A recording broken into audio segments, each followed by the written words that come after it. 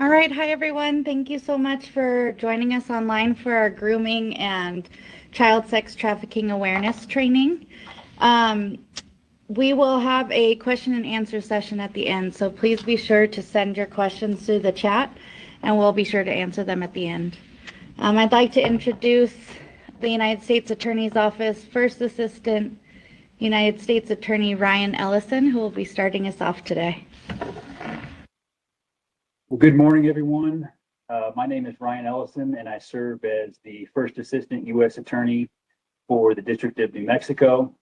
And I serve as the top federal prosecutor for the District of New Mexico, which includes the entire state of New Mexico, from our border communities to our tribal nations to every county and community in between.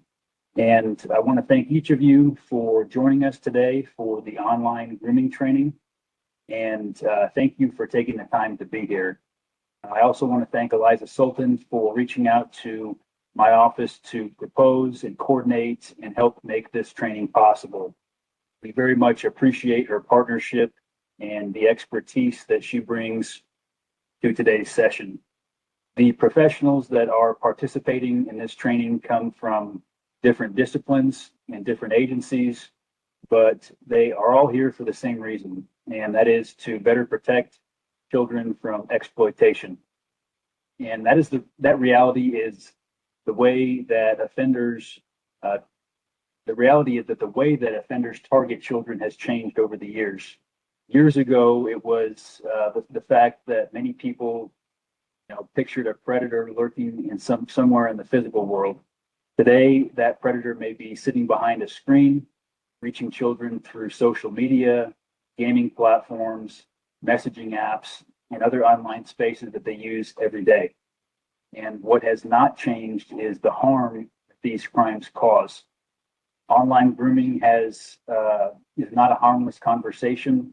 It is often the first step in a deliberate effort to manipulate, exploit, and victimize a child. And in many cases, what starts online can escalate into trafficking, sexual abuse, extortion, or other forms of exploitation. And one of the challenges that we face is that these offenders are often patient. They know how to build trust. They know how to isolate victims, and they know how to use technology to conceal what it is that they are doing. And that really is why training like these matter. Law enforcement cannot solve this problem alone.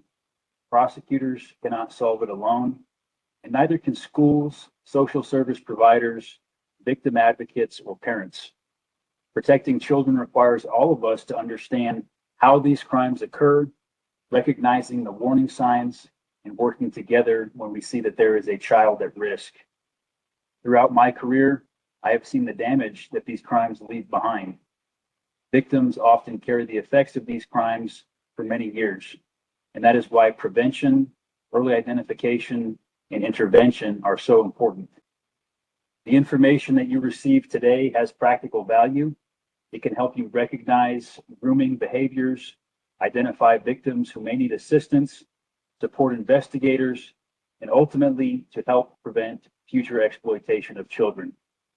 I encourage you to engage throughout the training today. Questions may be submitted during the presentations and will be addressed during the Q&A portion at the end of the program. Thank you again for your commitment to this work. Protecting children is one of the most important responsibilities that we share, and I very much appreciate your willingness to be a part of that effort. Hope you find today's training informative and valuable. With that, I will pass it back to Alyssa to go ahead and kick off the training. Thank you very much.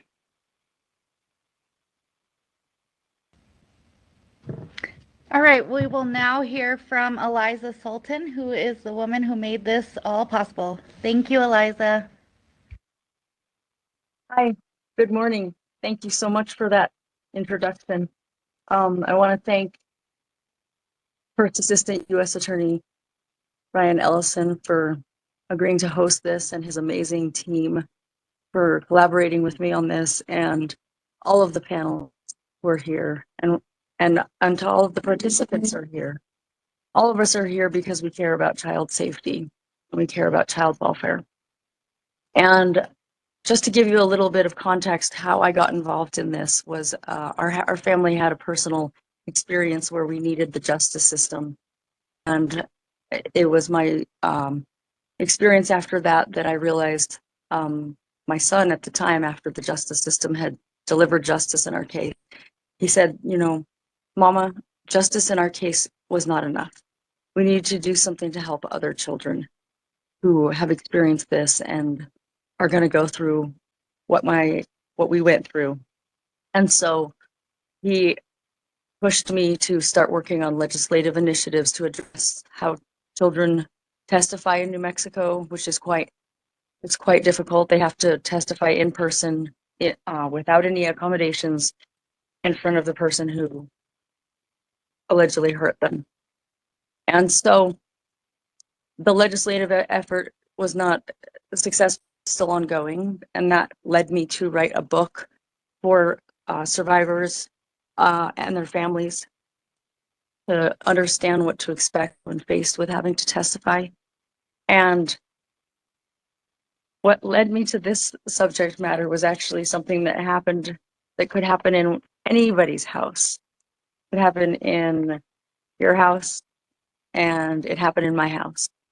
And the subject, in life, I believe that embracing awkwardness is the only way that we can address topics that are uncomfortable, such as child sex abuse, online safety, child grooming, online sex trafficking. They're uncomfortable topics.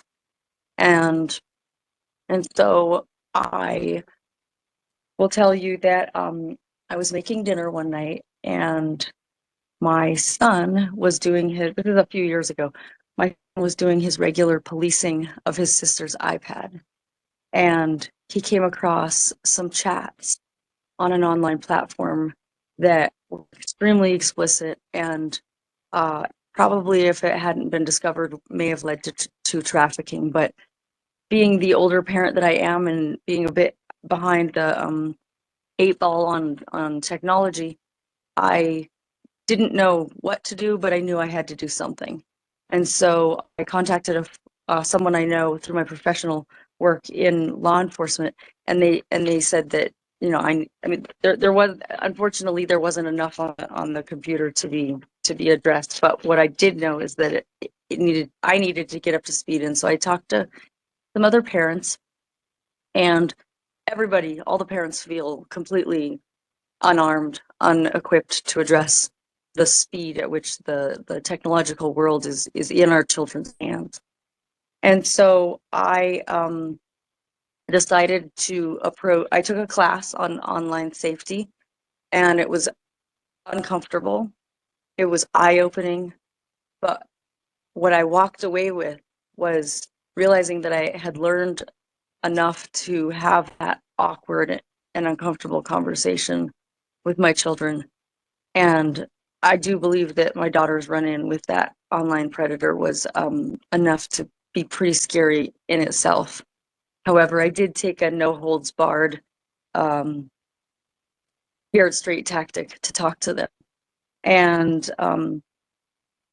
once I had that conversation with them, I realized that this is the truth. The way that kids communicate now is through online means, cell phones, platforms, internet, and that's not going to change. And so there is hope, and that is that if you, the participants who are watching, are willing to hear about the dangers and the predators, and then be willing to hear about the skills that you're going to learn today and the tactics to talk to the children in your lives, this is truly the best and maybe the only weapon we have to combat online predators, is by having open and honest conversations with our children, the children in our life. Because what the goal is for our children to become the educators and ambassadors to their friends. And I can tell you that this has actually happened in my house. that I have overheard both of my children talking to their friends, and they're always on speakerphone, about one thing or another. And in different instances, each has heard a friend describing a situation or someone they met online, a friend, and my kids now know those red flags and have been able to actually educate their kids. And in one instance with my son's friend, I told her, the girl, I was going to need to tell this to her guardian, and it may need to be reported to law enforcement. And I was not looking forward to that conversation with the guardian, but he was open to it, receptive to it. We made sure that that relationship was terminated, and thank God everybody is safe in that situation. But the point is, kids are more likely to listen to their peers than they are to listen to our parents, just like we did. We rolled our eyes and didn't listen to what our parents would tell us. And so I want to make that I want to drive that home. And so learning about these online dangers, I realized that I needed to make sure that my kids felt safe coming to me if something online happened that was unsafe to them or to one of their friends. And this is what, if you hear one thing I say, it's please be that safe adult who the kids feel like they can talk to. Because the safe adult is somebody that the kids know is not going to retaliate against them, is not going to punish them for telling them. I told my kids, I will listen to you, believe you, and I'll take action. And taking action means, if necessary, calling law enforcement when it's safe to do so. And I think that it's an honor to be considered a safe adult. I've had friends of my kids come to me as the adult that they feel is safe in their lives and share things with me that needed to be reported and were reported. And I think that all of us should strive to be their safe adults in their lives. And so I really just want to reiterate my point that education and facilitating honest, open conversations with our children is the only way to combat this. And it is uncomfortable, and it is awkward, but it's definitely about awareness. And I want to tell you a short story. So my daughter came home. She's now 11. Actually, this was last year, and she said, "Mama, do you know what they're talking about on the playground?" And I said, "No, tell me." And she said, "They're talking about Jeffrey Epstein, and they know what he did, and everybody knows what he did. And I wonder if more people were aware of this type of thing, maybe it wouldn't happen to so many people. Maybe people wouldn't have to go through things like what we went through." And in some ways, this was like completely devastating to hear this from an 11-year-old. But truthfully, I was really encouraged, because it is truly about awareness, and that education and the openness, I believe, has led to her being attuned to what is going on. So I want to tell you a quick story. Please, I know it is a knee-jerk reaction, a completely understandable knee-jerk reaction, that after what you hear here, you will want to take all of your children's devices, completely isolate them from the internet, maybe lock them in a basement, not literally, but that's a normal reaction. But please do not isolate your children. And I'm going to tell you a story about a friend.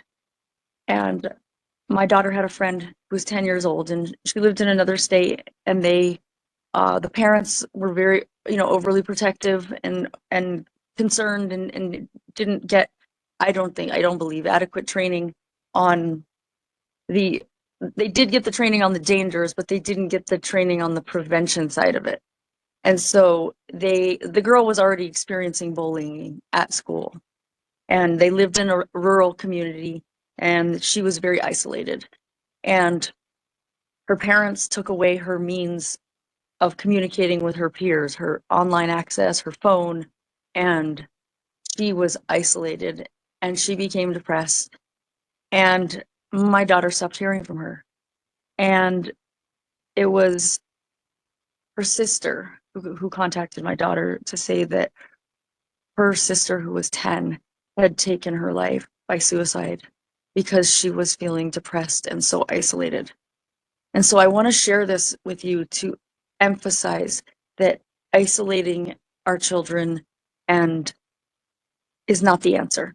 The answer is to educate them and give them the tools and the voice to be able to tell somebody, a safe adult, if something has happened.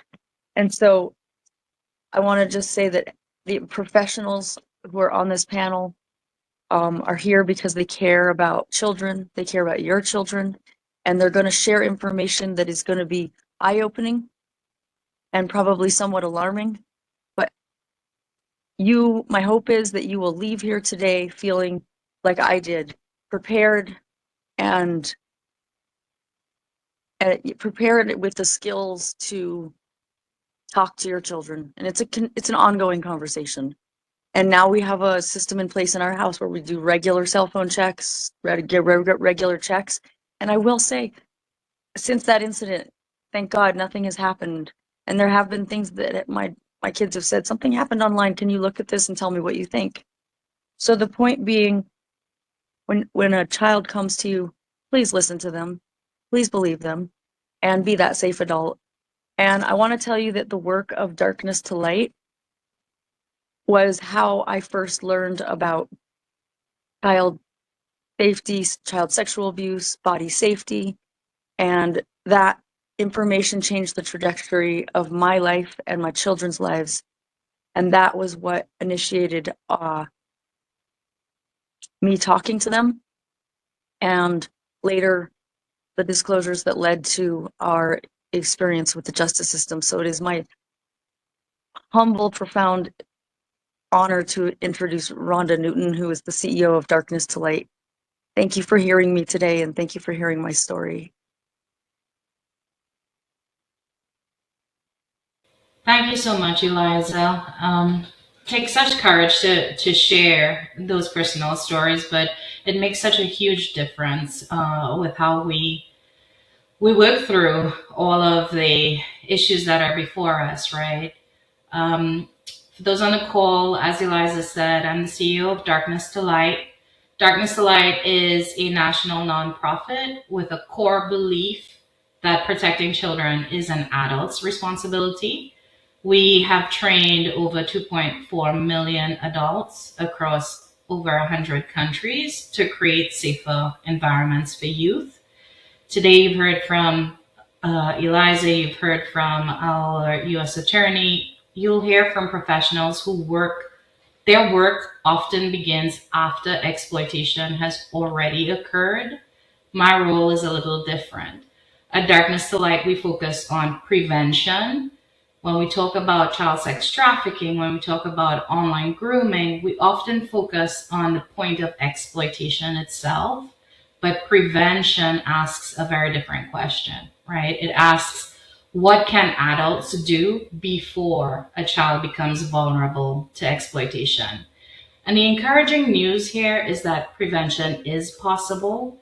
Parents, caregivers, educators, coaches, faith leaders, community members, all of you in this room right now, we all play a role. And what I'm going to do today is just share a simple framework that any adult can use to help reduce vulnerability and increase safety for children. One of the biggest misconceptions about trafficking is that it starts with force. Many people picture kidnapping or a stranger pulling a child into a vehicle. And while those situations do occur, many cases begin much differently. You've heard from Eliza and her testimony about the online influence. Beyond that, when we look at the roots of it, these situations occur because there's an unmet need. It begins with a need for attention. It begins with a need for affection. They begin with someone meeting that emotional need of a child. And if you look at the progression shown on this slide, you'd see that exploitation is actually the final stage. Before that, we often see vulnerability, we see grooming, we see isolation, we see manipulation. The exploiter's goal is often to create trust first, right? They make that child feel special. They may offer validation, gifts, that sense of belonging, that need for attention. What makes this difficult is that young people frequently interpret these behaviors as friendship, as mentorship, as something romantic, and that's why prevention requires us to recognize the process and not just the outcome. The earlier we recognize the process, the more opportunities we have to interrupt it. So moving on to the next slide, and I love this particular slide because it reminds us that prevention is not something extraordinary. It happens in ordinary moments. Sometimes parents think they need special expertise, but often what children need most are adults who are present, who are attentive, who are approachable, and who are connected. So when you look at those 4 words at the bottom there on the slide, you've heard Eliza talk about conversations, right? And having that open dialogue, having honest, open conversations. Supervision, she's talked about, that process of phone checks and having that shared expectation of what the boundaries are within the household and having that supervision in place. Trust and support, and then connection.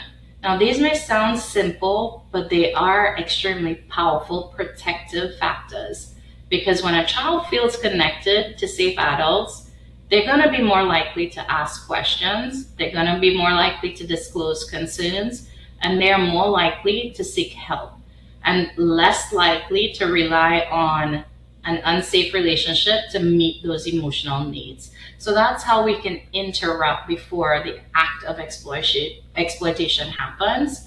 And those everyday moments are exactly why we have our 5 steps framework, and it's meant to strengthen the ability to have those everyday moments happen in a child's life and in other adults' life. So I'm going to talk a little bit more about the 5 steps to protecting children.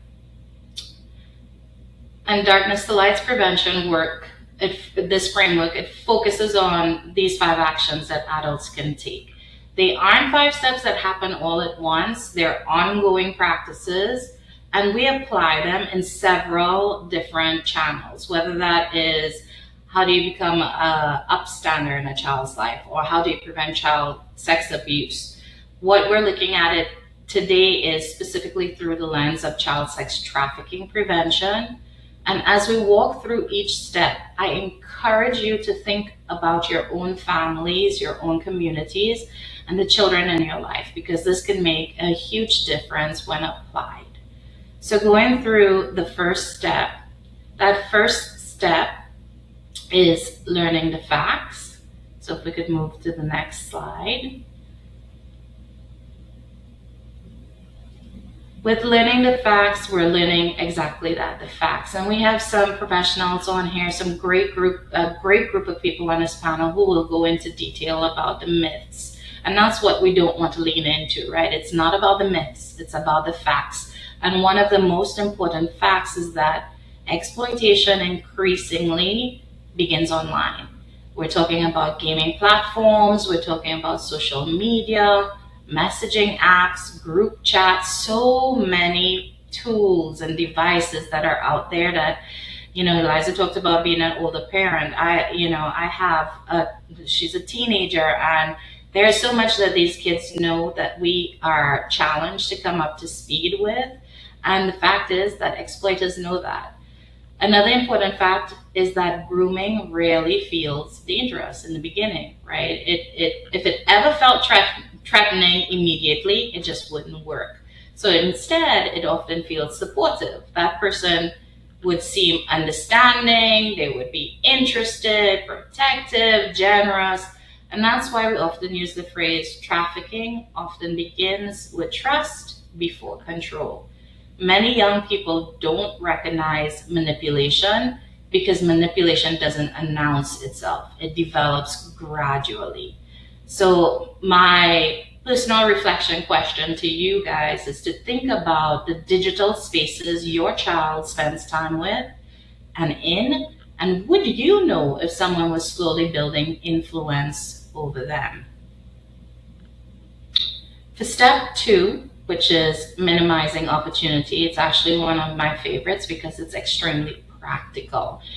And I want to emphasize something here. This is not about paranoia. It's about reducing opportunities. We lock our doors not because we expect crime every day. We lock them because reducing the opportunity for something to happen increases safety. So the same principle applies here.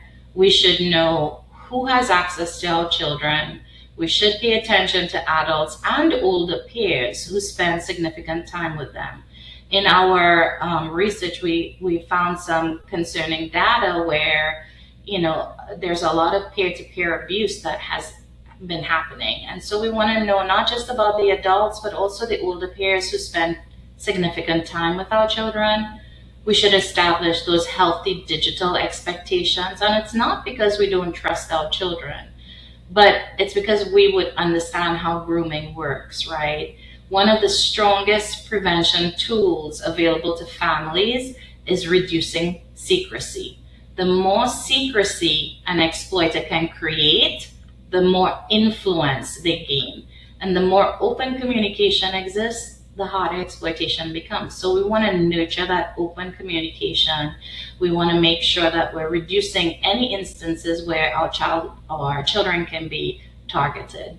And a lot of that is in talking, having those open conversations, which is precisely our third step, talking about it.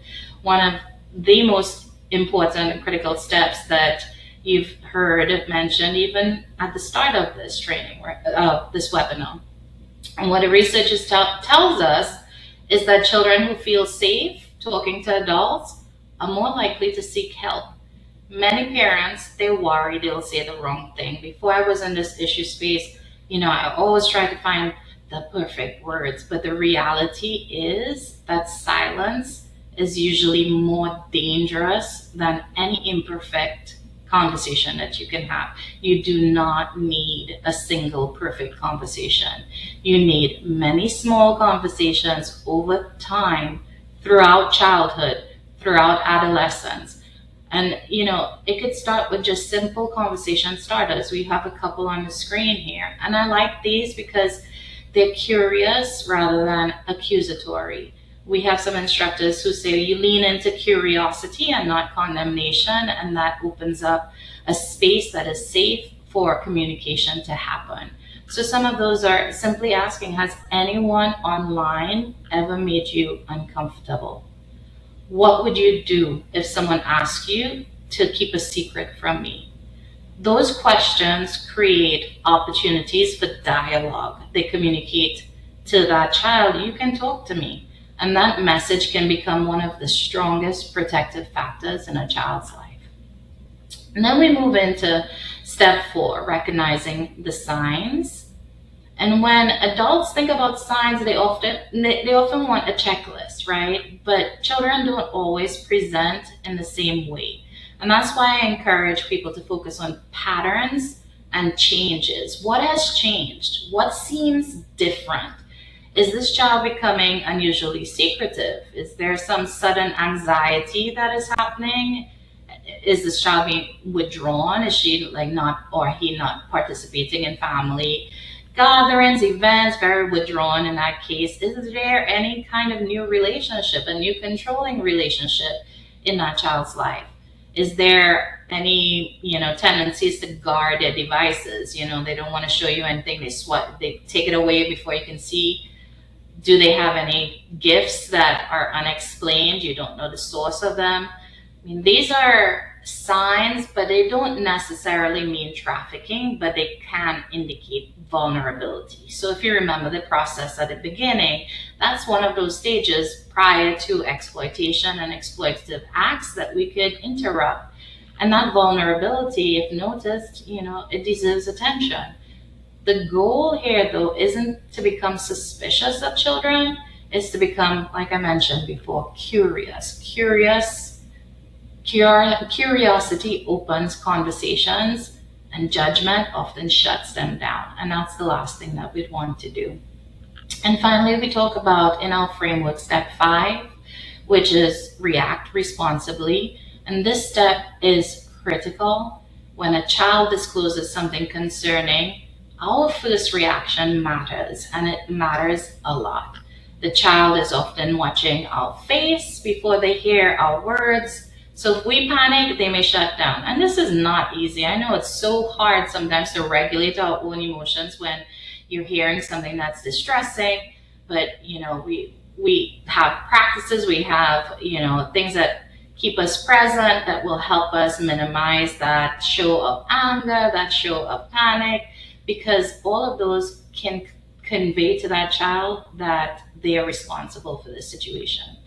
If we interrogate, they may stop talking. So instead, some of these ways to respond, should there be a disclosure, is first and foremost to stay calm, to listen, to believe, and to support that child.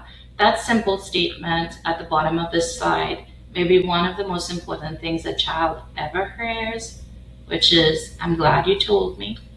This is not your fault. You are not in trouble. Those words can determine whether this child is going to continue seeking help. And that's what we want, right? So I'm glad you told me. This is not your fault. You're not in trouble. Protective factors all of these are protective factors that help reduce vulnerability. And if you remember only one slide from today's presentation, I hope it's this one. Prevention is not simply about identifying danger. It's about building safety. Protective factors are conditions that make children less vulnerable and more resilient. Safe adults, healthy boundaries, community support, digital literacy, open communication, emotional connection. Notice that none of these require specialized training. These are things communities can intentionally build, families can intentionally build. Because when children are connected, when they're supported, when they're seen, when they're heard, exploiters have fewer opportunities to fill unmet needs. Prevention is often less about removing every risk and more about increasing protection. So to close, I'd like to leave you with one final thought. The adults who protect children best are not perfect adults. They're connected adults. They're adults who remain curious. They're adults who pay attention. They're adults who create space for conversations, and adults who show up consistently. Because, like from the beginning, prevention happens long before exploitation is visible. It happens in everyday moments, and every one of us has the ability to create those moments. So I just want to thank you for the work that the folks on this panel do. I want to thank you for being here to listen to these presentations and to be, you're showing that you're already paying attention, and for the children you care about, and for your commitment to building safer communities. I thank you for this space to share.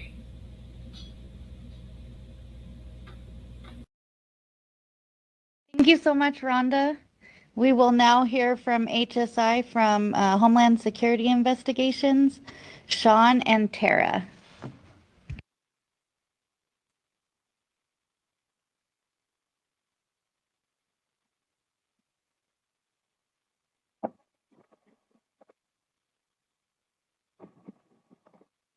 Good morning, everyone. Appreciate everyone logging on to participate in this. Already a lot of great information. So my name is Sean. I work for Homeland Security Investigations. Prior to that, I did local law enforcement for over a decade. Over a decade of my experience has been in the realm of child sexual abuse, sexual assault, sex trafficking, all these things we're talking about here today. And forgive me because I am not seeing the slides on my screen. So give me just a moment. That way we can all follow along. I'm sorry, give me just a moment. It's having a hard time sharing. Hold on. Oh, no problem.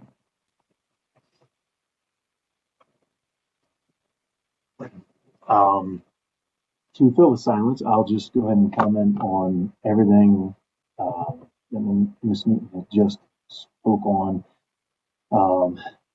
as well as Ms. Sultan.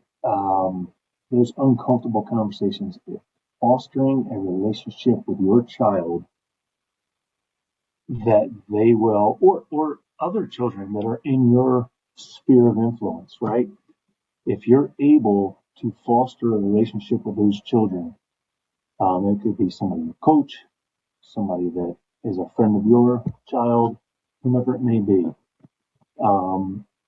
If they are willing to speak to you about the uncomfortable situations or the bad things that are happening in their world, that child will be exponentially safer than if they have no one to talk to. Because people of a predatory mindset, they hone in on those who have no one to talk to about the bad things happening in their life. So I'm very grateful for those two presentations you already saw, and those are just my comments based on experience. I'm so thankful for that information being shared because I have seen that proven true over and over again. It's the difference between potentially a series of abusive events and a single awkward moment, right? And we can see that in the online thing where if they're comfortable to go, hey, mom, dad, what do you think about this? Yeah, that can prevent so much from just metastasizing. So I just wanted to comment on that while we're filling in silence. How are we doing on slides? I'm so sorry. We're still having a little bit of technical difficulties. You just want to have him share. Are you able to share the slides on your end? We can try and make you a host so that you can I'll make him. share. It might work better if you make Tara the host.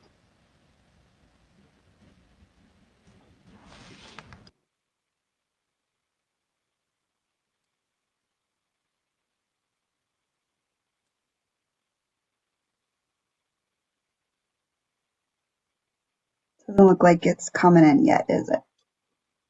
No, I still can't see. I've had issues with being able to see so far this morning. So Try again. We could see it on our end. Oh, you could? Does that show it for you? I'm getting the Can circle. the participants see it? We can see it now.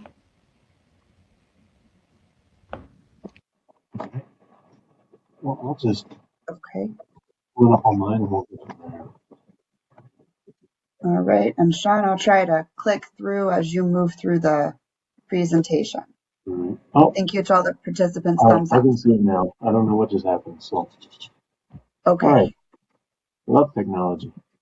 All right. So, again, my name is Sean. I'm with Homeland Security Investigations. And Terry Eden. So, Homeland Security Investigations, HSI, we have very broad authority that deals a lot with the comings and goings in and out of it. So our goal is to investigate, disrupt, and dismantle transnational or other criminal organizations that threaten to seek to exploit the laws of the United States. So we as an agency do a lot in terms of child exploitation, which is a lot of the production, distribution of child sex abuse material. We do a lot in sex trafficking, but one of the things that we will sort of delineate here in this presentation is something that gets muddied up between, and you can go back to the trafficking smuggling. It gets very muddied up in the media, but we do a lot of the human smuggling as well. And unfortunately, those terms get muddied up a lot in different media outlets and things of that nature. So, human trafficking, there's basically two kinds. There's labor trafficking and there's sex trafficking. We're sort of focused on the sex trafficking aspect here for the purposes of this presentation, which is a violation of 18 U.S.C. 1591, which is sex trafficking of minors. When you look at the law, to have someone guilty of 18 U.S.C. 1591, it is you have to prove force, fraud, or coercion. The caveat to that is if the person is under the 18 years of age, you do not have to prove that, which is where we are kind of honing in today. To draw that delineation between trafficking and smuggling, right? Smuggling is a crime against a border, right? So a lot of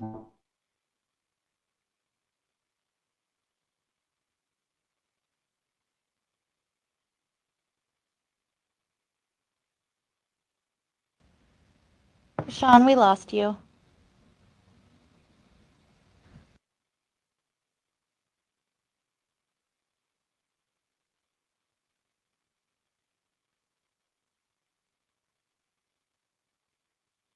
Okay, we'll give him a second to get back on.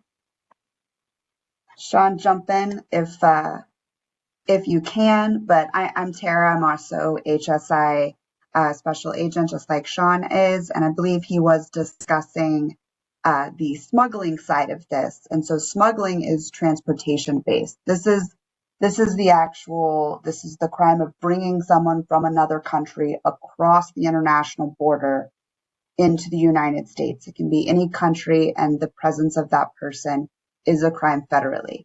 Very different from human trafficking, even though much of the public sometimes confuses these two things. Trafficking does not need transportation. Oh, are you back, Sean?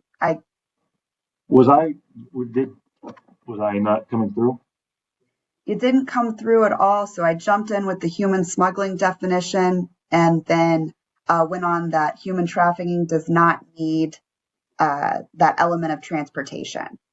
Okay, well, I apologize because I was speaking that whole time, so, but I could not hear you. All right. Yep, so can I get a thumbs up if I can be heard? You're good, Sean. All right, thank you. So, yeah, unfortunately, those terms get muddied up a lot in different media outlets, right? But there does not have to be movement to have trafficking. If it is an adult, you have to prove force, fraud, or coercion. If it is a minor, you do not have to prove those things. And that's kind of where we're zooming in and focusing our topic here today. There are intersections where smuggling and trafficking can kind of collide, right? A lot of times we will see that when, if someone is paying off a smuggling debt, they may be forced to work in perhaps a strip club or on a farm or in a meatpacking place somewhere along those lines. And that's where you start to get into the trafficking realm because the debt they're working off is structured in a way that they will never be able to pay it off. So that's where sometimes those lines can be blurred, but I think it's important with a lot of what the media puts out to kind of delineate the two topics. All right, we can do it.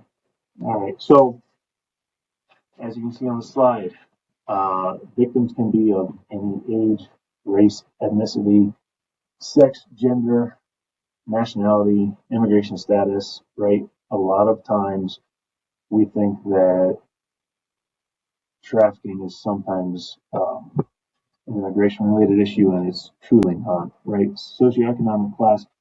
One thing that I thought was very important from Ms. Newton's presentation was that unmet need. So if you look at Maslow's hierarchy of needs, right? There's physiological safety needs, love and belonging, self-esteem, right? And those of a predatory mindset are very good at honing in on what an individual needs, right? So it's just something to keep in mind, right? When you look at the Jeffrey Epstein stuff, he was somebody who would promise, you know, almost the highest level of Maslow's needs with the self-actualization, right? The desire to become the most that one can be, right? But there are people who have an unmet need of just basic food and shelter, right? So someone who can come into their world and provide those things can gain access to and ultimately victimize that individual. Again, referring back to the slide, so the trafficking in legitimate and illegitimate industries, and it can intersect with other types of crimes. Kind of back to the human smuggling aspect of things.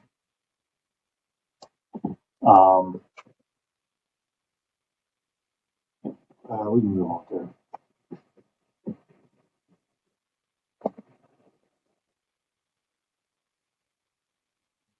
These are some good indicators of possible trafficking. There is what you'll notice when you read through these is you will see a lot of similarities between what is seen in domestic violence situations and in sex trafficking situations. Because ultimately, what the trafficker wants is to control the activities of that individual, right? So, first point, very controlling, right? Does not allow, it's the isolation, right? Doesn't allow people near the victim. And what you will notice in these sort of situations is that someone will come in and they will try to drive a wedge in between an individual and any support group they have. That could be a group of friends at school. That could be a ball team. That could be their parents. That could be a trusted adult, right? Anytime you see a new individual coming into a person's life and driving a wedge in between what has been safe for them for however long, that should be a huge red flag. The use of alcohol and drug consumption. There are, in my experiences, there's major links between sex trafficking and abusive home life or unstable home life, right? And so I've seen the pattern repeated over and over. There's an unstable situation at home. That child will start using drugs, maybe in their early teens. They can't get the drug now, and someone will come in and provide that drug. And now that control over that addiction, that I am the only source to feed that addiction, allows that person control over their activities. Emotional abuse, physical abuse, right? The runaway teenager who doesn't have a roof over their head, right? If I come into their world and I am providing for them, and then ultimately I coerce them to help providing by performing certain things, right? Because when we're talking about actual sex trafficking, there has to be a commercial sex act. That is how I would ultimately gain control. But it's emotional manipulation, possible physical abuse, right? The confiscation of identity documents. That's more of obviously not speaking about children per se, but you will see that with adults, especially if it's someone who maybe crossed the border or something like that. And then the isolation from the family and friends, that I cannot speak enough about that.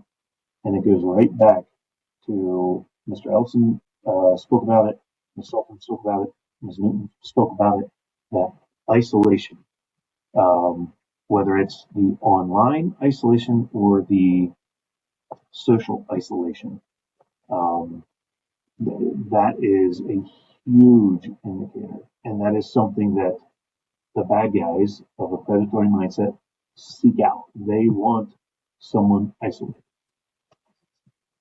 Terry, you can move on. And I'll let Tara take over from here with some myths versus facts. Okay, so we've been very specific on our portion of the presentation with human trafficking. I know there was a little bit of difficulty hearing, so if I'm still coming in at low volume, let me know in the chat. So we'll run through a couple common myths versus facts. Some of this is going to be more of a knowledge check, as you've heard from both Rhonda with Darkness to Light and then Sean previously. So first myth, human trafficking is always or usually a violent crime. That is a very pervasive myth at this time.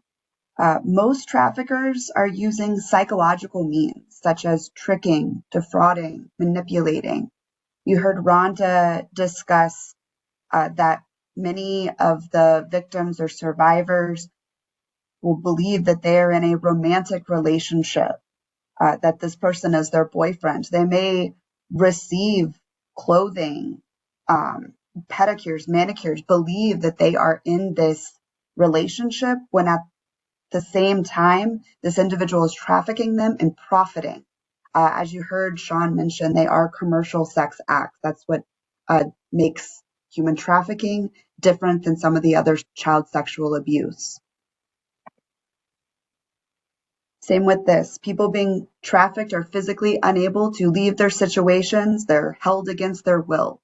This is a myth because more often than not, those that are in trafficking situations, the reasons for staying are much more complicated, which leads into the next slide, that some lack basic necessities to just get out of their situation. Some have been so effectively manipulated, they don't identify as being a victim. They don't identify their situation as human trafficking. And others may not have realized it at first, but later they then notice what's happened and they experience guilt, shame, or have been completely isolated, as Sean mentioned. And so it prevents them from wanting to seek help. And that's where Rhonda's tips and Lisa's tips about being that safe adult and someone that is understanding, not shaming. It's still important after trafficking is already occurring, because if they can feel as though they can trust you and share the experience without that shame, that's one of the best ways to help start the process of investigation if they haven't come to us yet. And another myth, most human trafficking situations involve kidnapping or physically forcing someone into the situation. As we discussed, many are trafficked by romantic partners, including their boyfriends, family members, close family friends. And we've referenced a lot of boyfriends or men, but traffickers can be men or women. Their victims may be predominantly female, but there are male victims of sex trafficking as well. And so it's not just this kidnapping held against their will, a stranger has orchestrated it, isolated and held them. The isolation part may be true, but it may be a family friend, their own parent, people who they think they're in a trusting relationship with, but this individual is profiting and exploiting them. And that's where reporting and identifying some of these indicators is very important. Lastly, initial consent to the Commercial Sex Act, or in other cases for labor trafficking, prior to the acts of force, fraud, or coercion is not relevant to the crime, nor is payment. So I want to say that again. If someone has been forced or agreed to the sex act, that is not relevant for human trafficking, particularly if the person is under the age of 18. Even, I know New Mexico, the age of consent is lower than 18. It was in Georgia, where my background is, the age of consent for sex is 16. That is not relevant for human trafficking. You cannot consent to a commercial sex act under the age of 18. If you are over the age of 18 and consented at first, that does not mean that you were never trafficked. It doesn't mean you were not in a human trafficking situation. Just because someone received payment, clothing, a house, does not mean that they are not a victim of human trafficking. So hopefully you'll take that piece of information away too, that initial consent is not relevant. Others have also asked for resources that they can share, and I know Alyssa's jumped in that they'll share what presentations they're available. I want to highlight this page. There are two ways that you can call in to Homeland Security investigations. There's the tip line on this page and the National Human Trafficking Hotline. Additionally, on our website, if you take down that web address at the bottom of the page, that's called our Blue Campaign. There are public materials, brochures, other items that are available for public consumption and use on the Department of Homeland Security website. So that concludes the HSI presentation, unless, John, you have anything else to add at this time. No, thank you, Tara.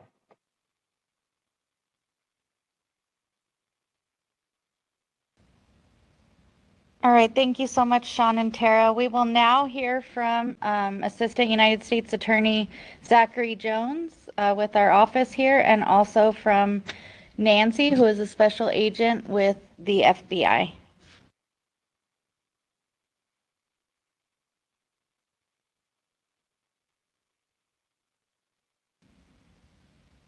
Hello all, my name is Zach Jones, as Alyssa said. I am an Assistant United States Attorney here in the District of New Mexico. To my right and off camera is an agent with the FBI. She's off camera for a reason, because she is boots on the ground. She is part of the investigative team. And because of that, we don't like for her face to be out there. She is out there conducting investigations, and so it's important that she remains safe. And so she's off camera not because she wants to be, but because she must be to effectively do her job. So know that she is right here. She is right within arm's length, and she will be providing commentary for this presentation. Begin. Thank you, Agent. I will begin by stating what I do, and the agent will state what she does. And so you see two different seals there. They are the respective seals for both the FBI and the United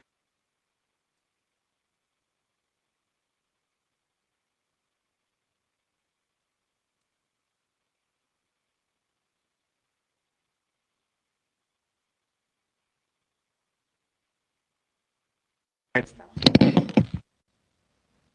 I think we're back. We had a minor incident. It will not set us back. We are still good. And so the FBI and the United States Attorney's Office works collaboratively. They are our investigative agency, just as, for instance, the Second Judicial District Attorney's Office relies on APD or BCSO to investigate and farm in cases. I rely upon the FBI to give me cases, to investigate these cases, and to see that they are properly investigated. Agent, you want to speak on what you do? Yes, I investigate child exploitation. Largely it happens online, but we also do investigate some hands-on offenses as long as there's some interstate nexus. Gotcha. And so the FBI, they're responsible for initial detection. They do the investigation, and they rope us in. And when I say us, I mean the United States Attorney's Office. They rope us in for criminal prosecution. They package a case up. They send it to me, and it's a collaborative process. When the FBI hands me a case, it's often not, here you go, we are severing ties. It's often, I need to talk to the FBI about further investigative steps that need to be done.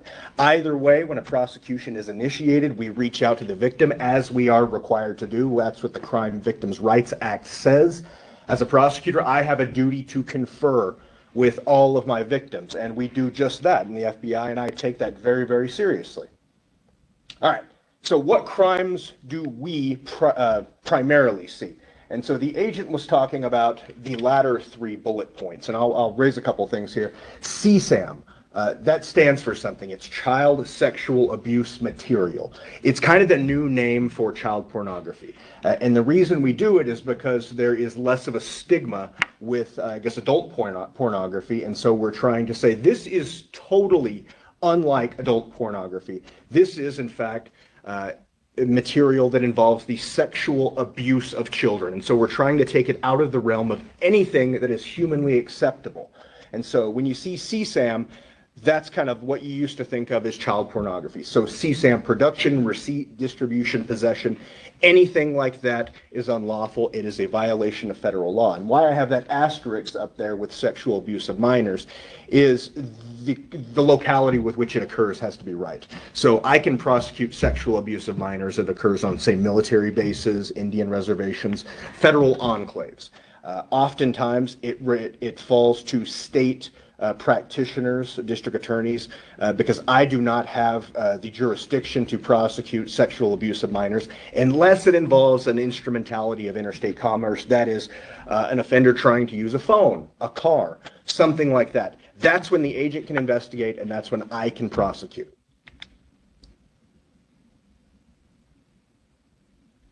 All right.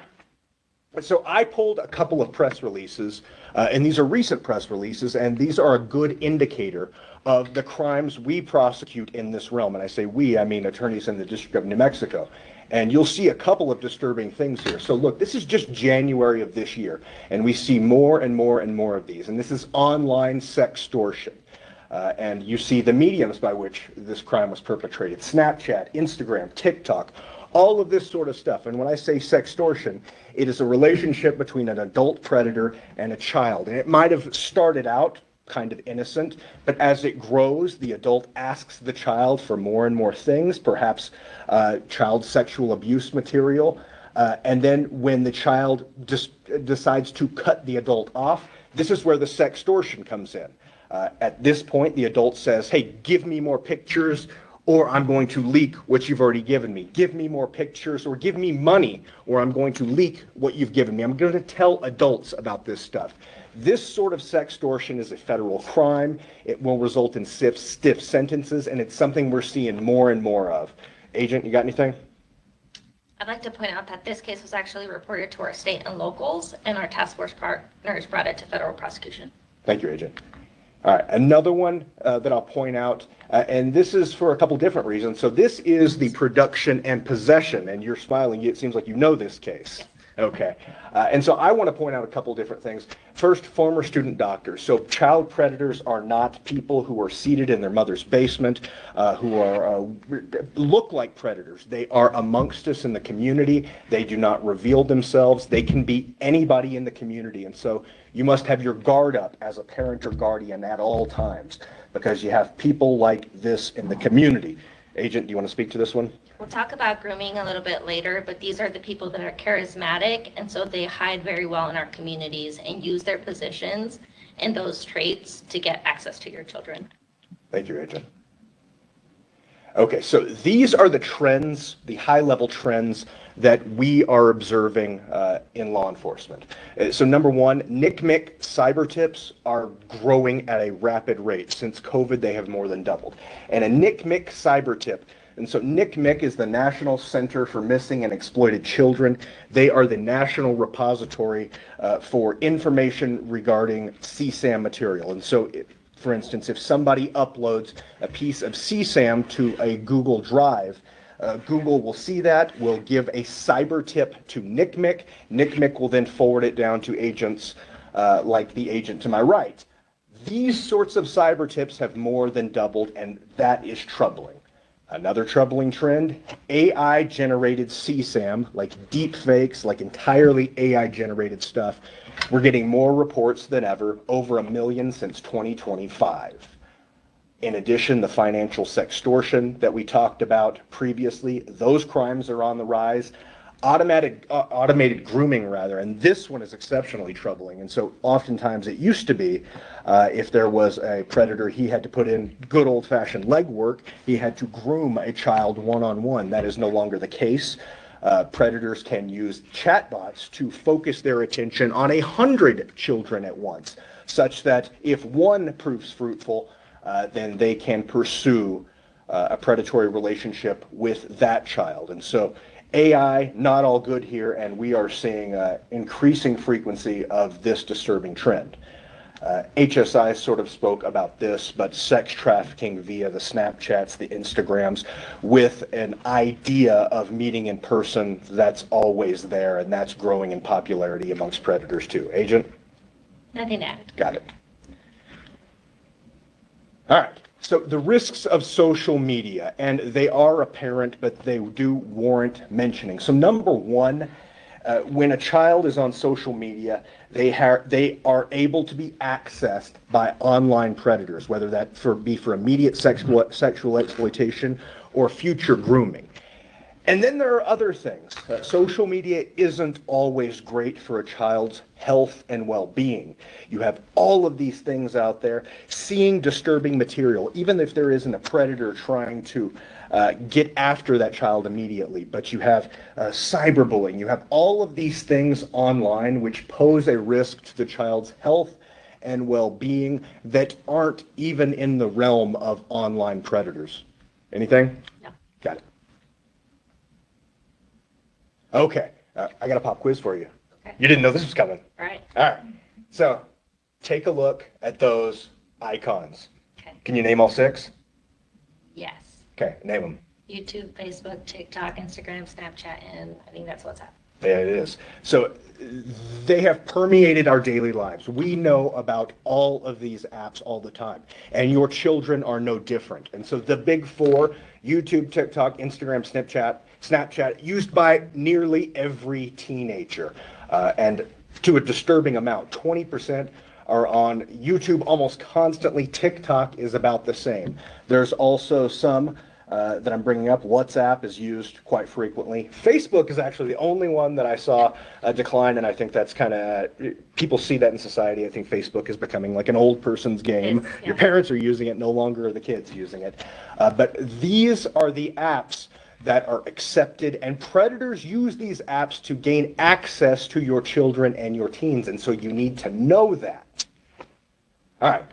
So the risks involved with social media, with an online presence. For younger children, the biggest thing that I would impart upon adults is to not trust anyone the child doesn't know in real life. And so oftentimes a child will say have an Instagram account, and the child will have a friend, and the friend will present themselves as just that, a friend. They might even purport to be from Albuquerque or New Mexico, something like that, but they've never met this person. They've never seen this person. They are relying on the other person's representations that they are, in fact, who they say they are.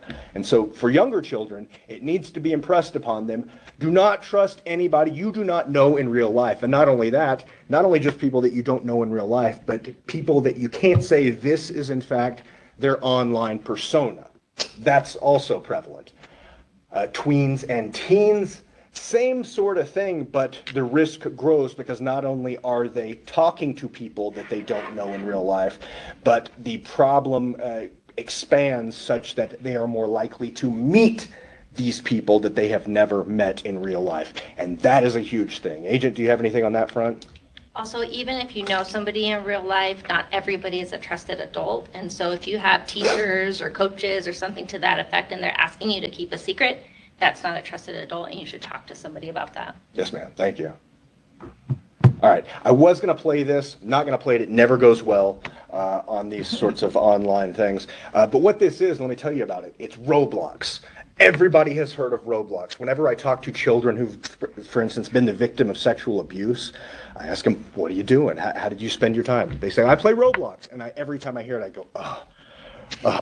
All I hear about is how Roblox is now sort of, and it's not to say that all it is, but it is a forum for sexual predators to engage with children and to lure them into their clutches. And so this is just bringing to you the phenomena that social media apps are not the only way that an online predator will target your children. It could be through online gaming, and the gaming I'm seeing most often is Roblox. So we will move on from there. Have you noticed that trend also? Yeah, it's because Roblox advertises itself as like a kid-friendly platform, and so parents trust it. Gotcha. Okay. Encourage online safety with your children and those children with which you are the guardian.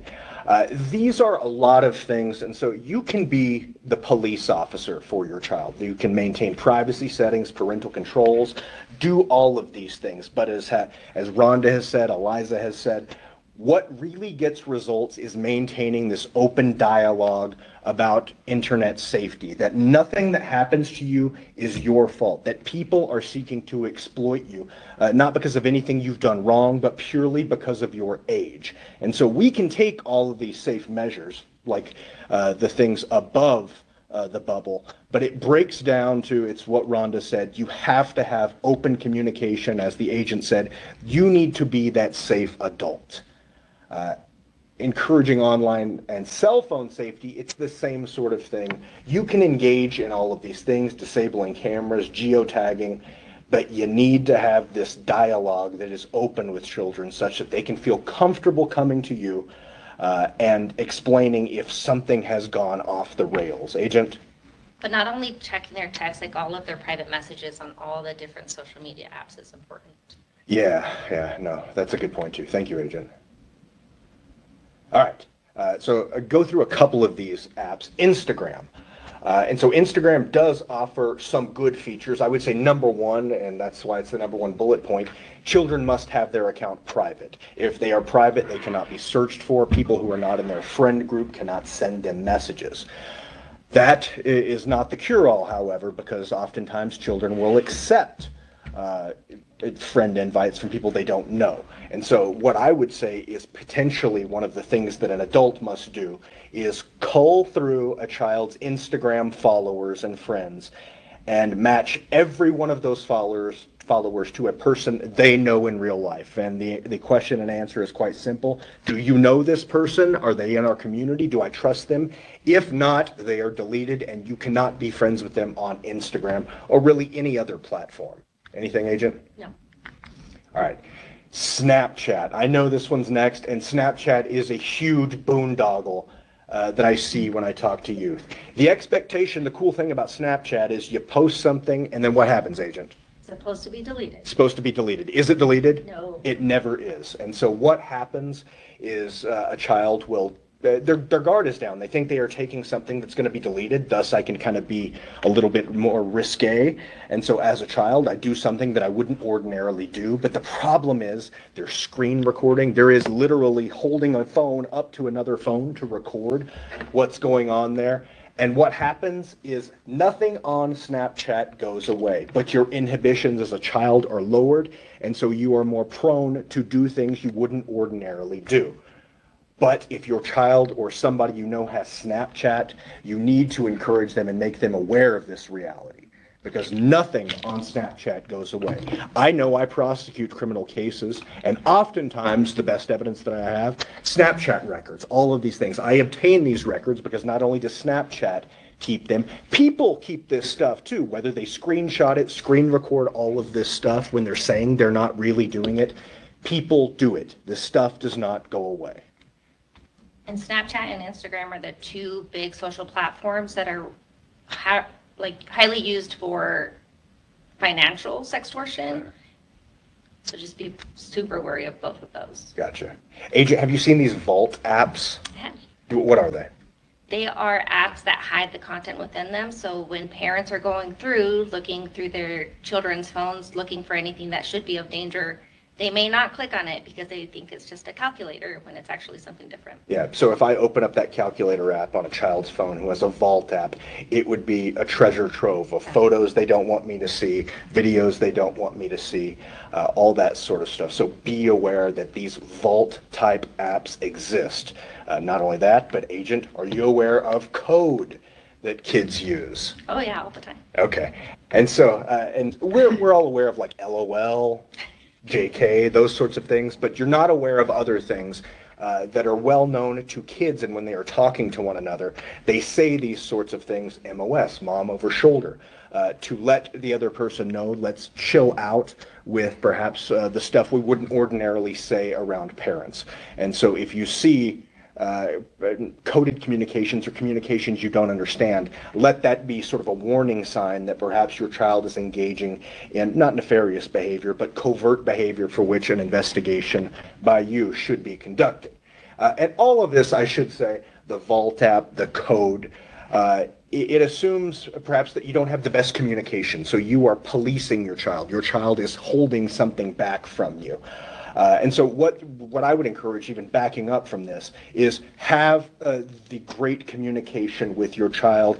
Thus, they might not need vault apps. They might not need to use code because they know that if they get themselves in trouble, they can come to you, and thus there is nothing to hide.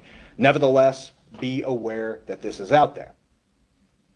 And if you see something on your kid's phone that you don't know, be curious and Google it. That's what I often do. Yeah. There are apps out there to protect kids. I don't endorse any of these, but a quick Google search and I read up about these. These are great things. Like the bottom 3 bullet points, they're subscription services for, I think it was about $10 to $25 a month. You are effectively tethered to your child's phone. You receive alerts, and some of them are so smart that if your child is receiving text messages that say the word sex, anything that, you would set the parameters. If one of those parameters is tipped off, you get a message saying, hey, your child is engaging in this worrisome behavior. Perhaps you should investigate. Have you had experience with these? I have. If you do use these, don't think that your child won't find another way to do it. And it's not going to stop them from sending anything that they shouldn't. It's just going to let you know that they're doing it. Gotcha. So you still have to communicate with your child. Understood. So how do you know if they're a victim? So obviously, number one, the most transparent way is they tell you about it. This is the way I would hope that all of these investigations begin. Nevertheless, that's not the case. There are instances where the police might contact you because your child's images or videos have been found on another person's phone or devices, something like that. There's also the possibility that NCMEC through law enforcement might contact you because your child's imagery has been uploaded. They have determined it to be CSAM material, and an investigation is initiated that way. Agent, anything to say on this front? No. No. All right. This one is huge. It's the sextortion thing I talked about earlier. And it usually starts when a child is talking to somebody, and it's usually their own age, and the relationship is friendly, and they think everything is above board, everything is on the up and up. Boundaries are pushed, things become sexual, things become a little more explicit than they really should. Videos, pictures, sexually inappropriate things like that are exchanged, and then once the trap is set, the trap becomes effective, and the victim, the child who was conned into doing all this stuff, is extorted for either money, additional imagery, something like that, unless they continue to produce or do things they don't want to do. This develops quickly, extremely devastating to the minor, and it's something that we see more and more of at the United States Attorney's Office. Agent? You might see something like a truth or dare game that's indicative of this is going on, or maybe the numbers game where there's a bunch of numbers and then next to the number something that you have to do. That's a good way to get a minor's inhibitions super low to get them into this cycle. Gotcha.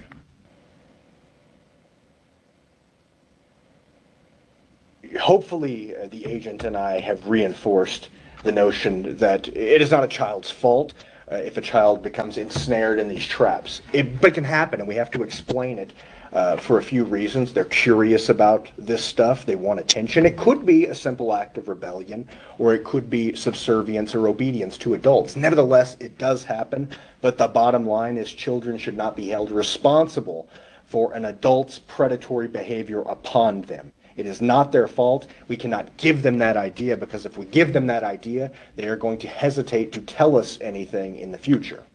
Anything? I think just those open lines of communication would help deal with preventing anything happening. If they're talking to you about that kind of stuff, then they don't have to talk to somebody else about it. Okay. Grooming, this is a big topic nowadays. You agree with that? Yes. Okay, so grooming, as I understand it, and you correct me if I'm wrong or add anything, is breaking down barriers. It's lowering inhibitions. And so if I was a sexual predator and I asked a child for a nude picture, that child's probably not going to do it. But if I begin slowly by being their friend, by asking for a picture of them fully clothed at a birthday party, lowering their inhibitions, going from not 0 to 60 very, very quickly, but 0 to 10, 10 to 20, doing things very, very slowly, lowering the inhibitions such that the child is more trusting and more able to give me, as a sexual predator, what I want. This grooming behavior is horrible, and it's useful to perpetrators. Agent, what do you have to say about grooming? I can tell you're over there chomping at the bit.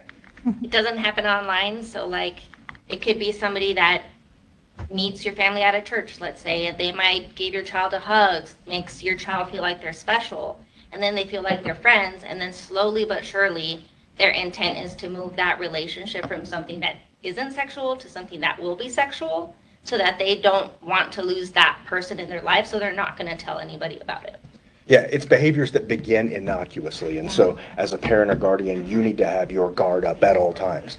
For these people who are perhaps trying to snake their way in such that they can become a larger part of this person's life, your child's life, and groom them for latter sexual exploitation. That's the danger.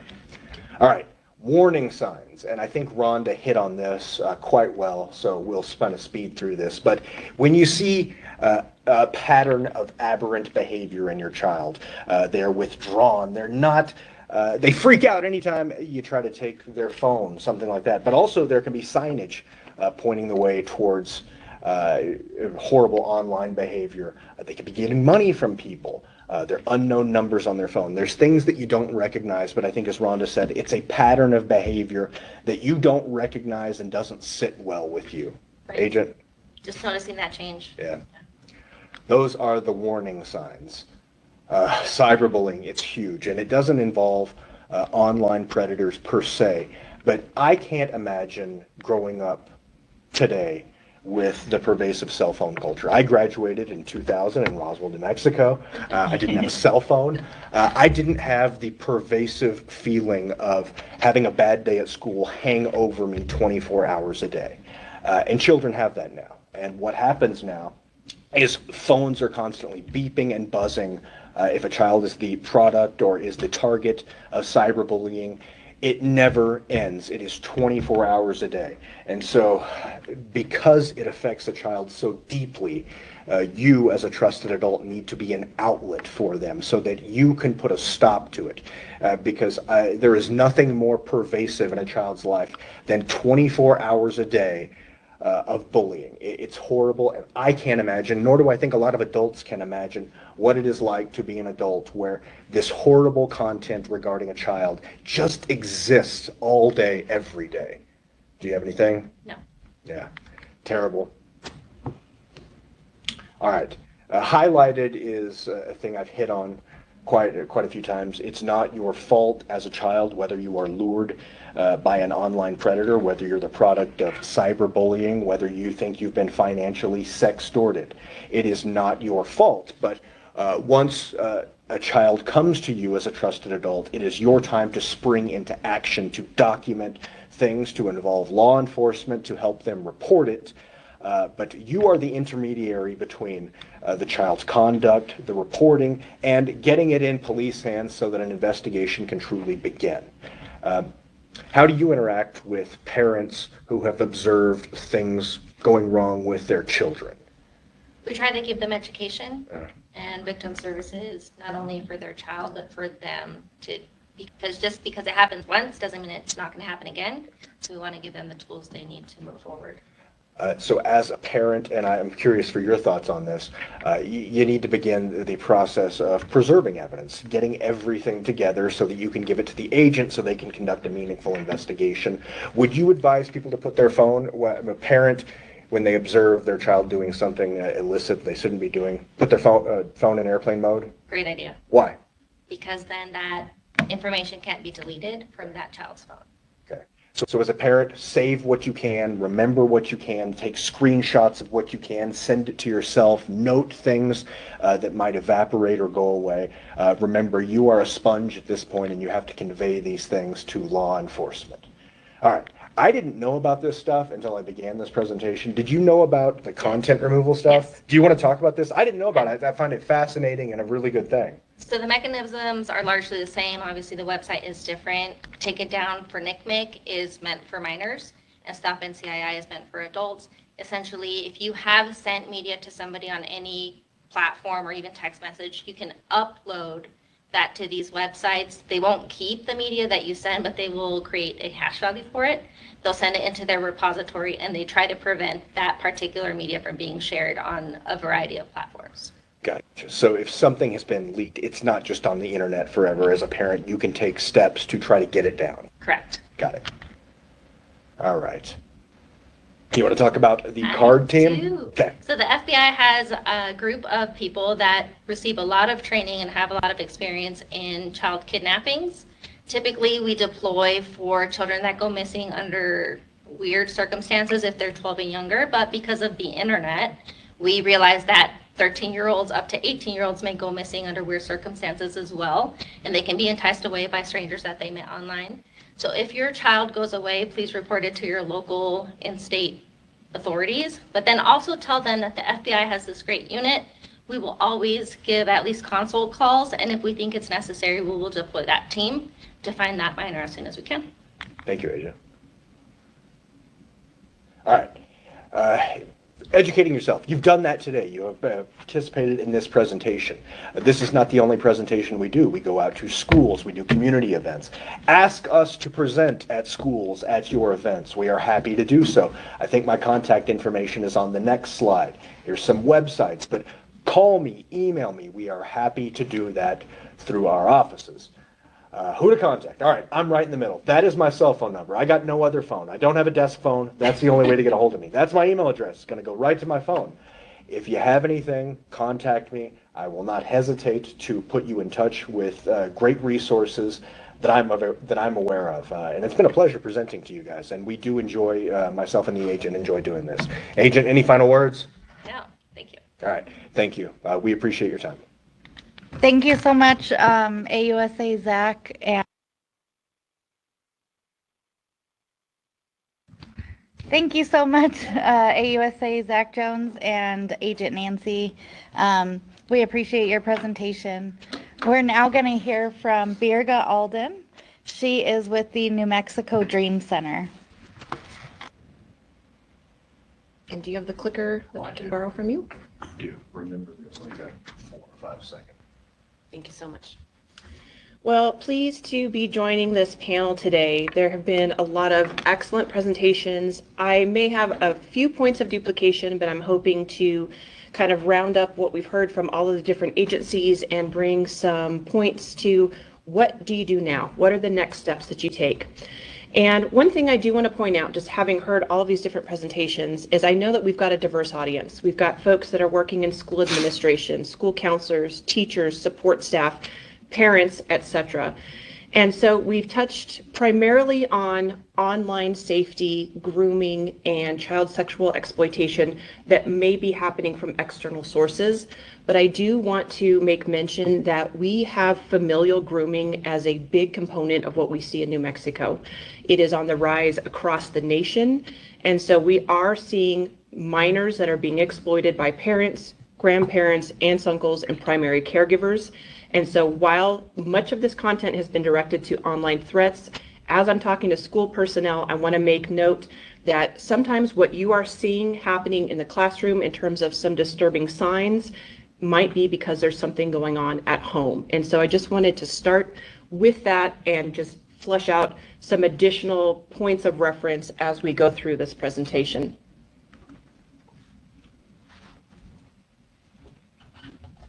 If it wants to advance, bear with me. All right, Alyssa, do you want to manually advance? Yeah. Perfect. So again, we want to really approach that question of what do I do now? So wanted to provide this as a practical guide for those of you that are helping care for our children.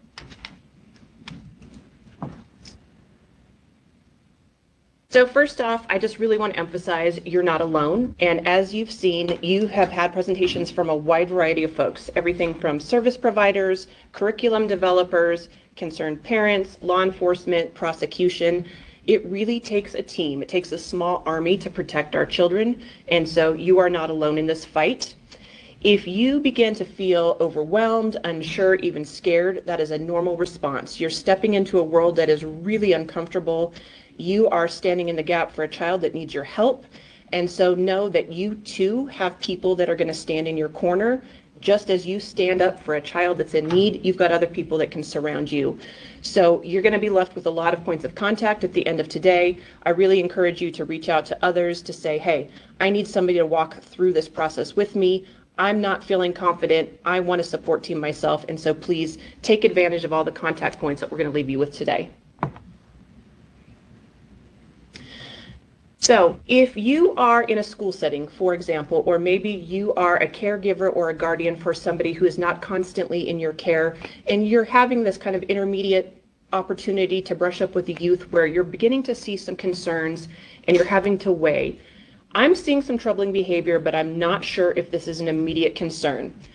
Wanted to give you some things to think through to make that determination about what next steps you want to take. So first off, you're going to really need to assess, is that child in immediate danger? Is there an adult exploiting or attempting to meet up with a minor? And do you see evidence of coercion, threats, or control? Maybe you are walking through a scenario in your mind, or you've been talking to a child and you're just not sure if some of those elements really qualify as trafficking. I wanted to make you aware of another tool, and again, this is not something we endorse. This is not something that we have developed as an agency. It's just a tool we've been made aware of.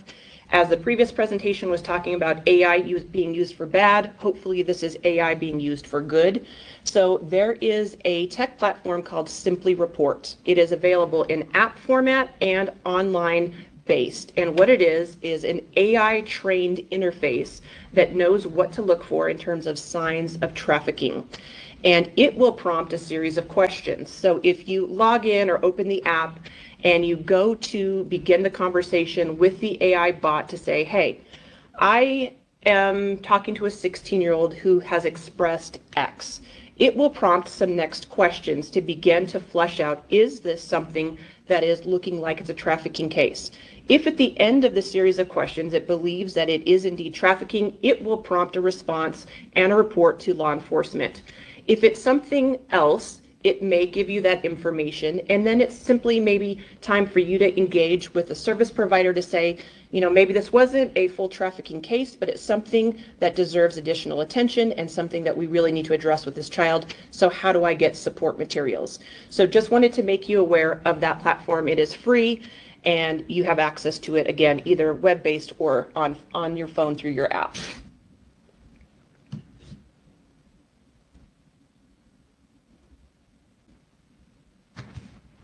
There's a delay with the advance, so I apologize.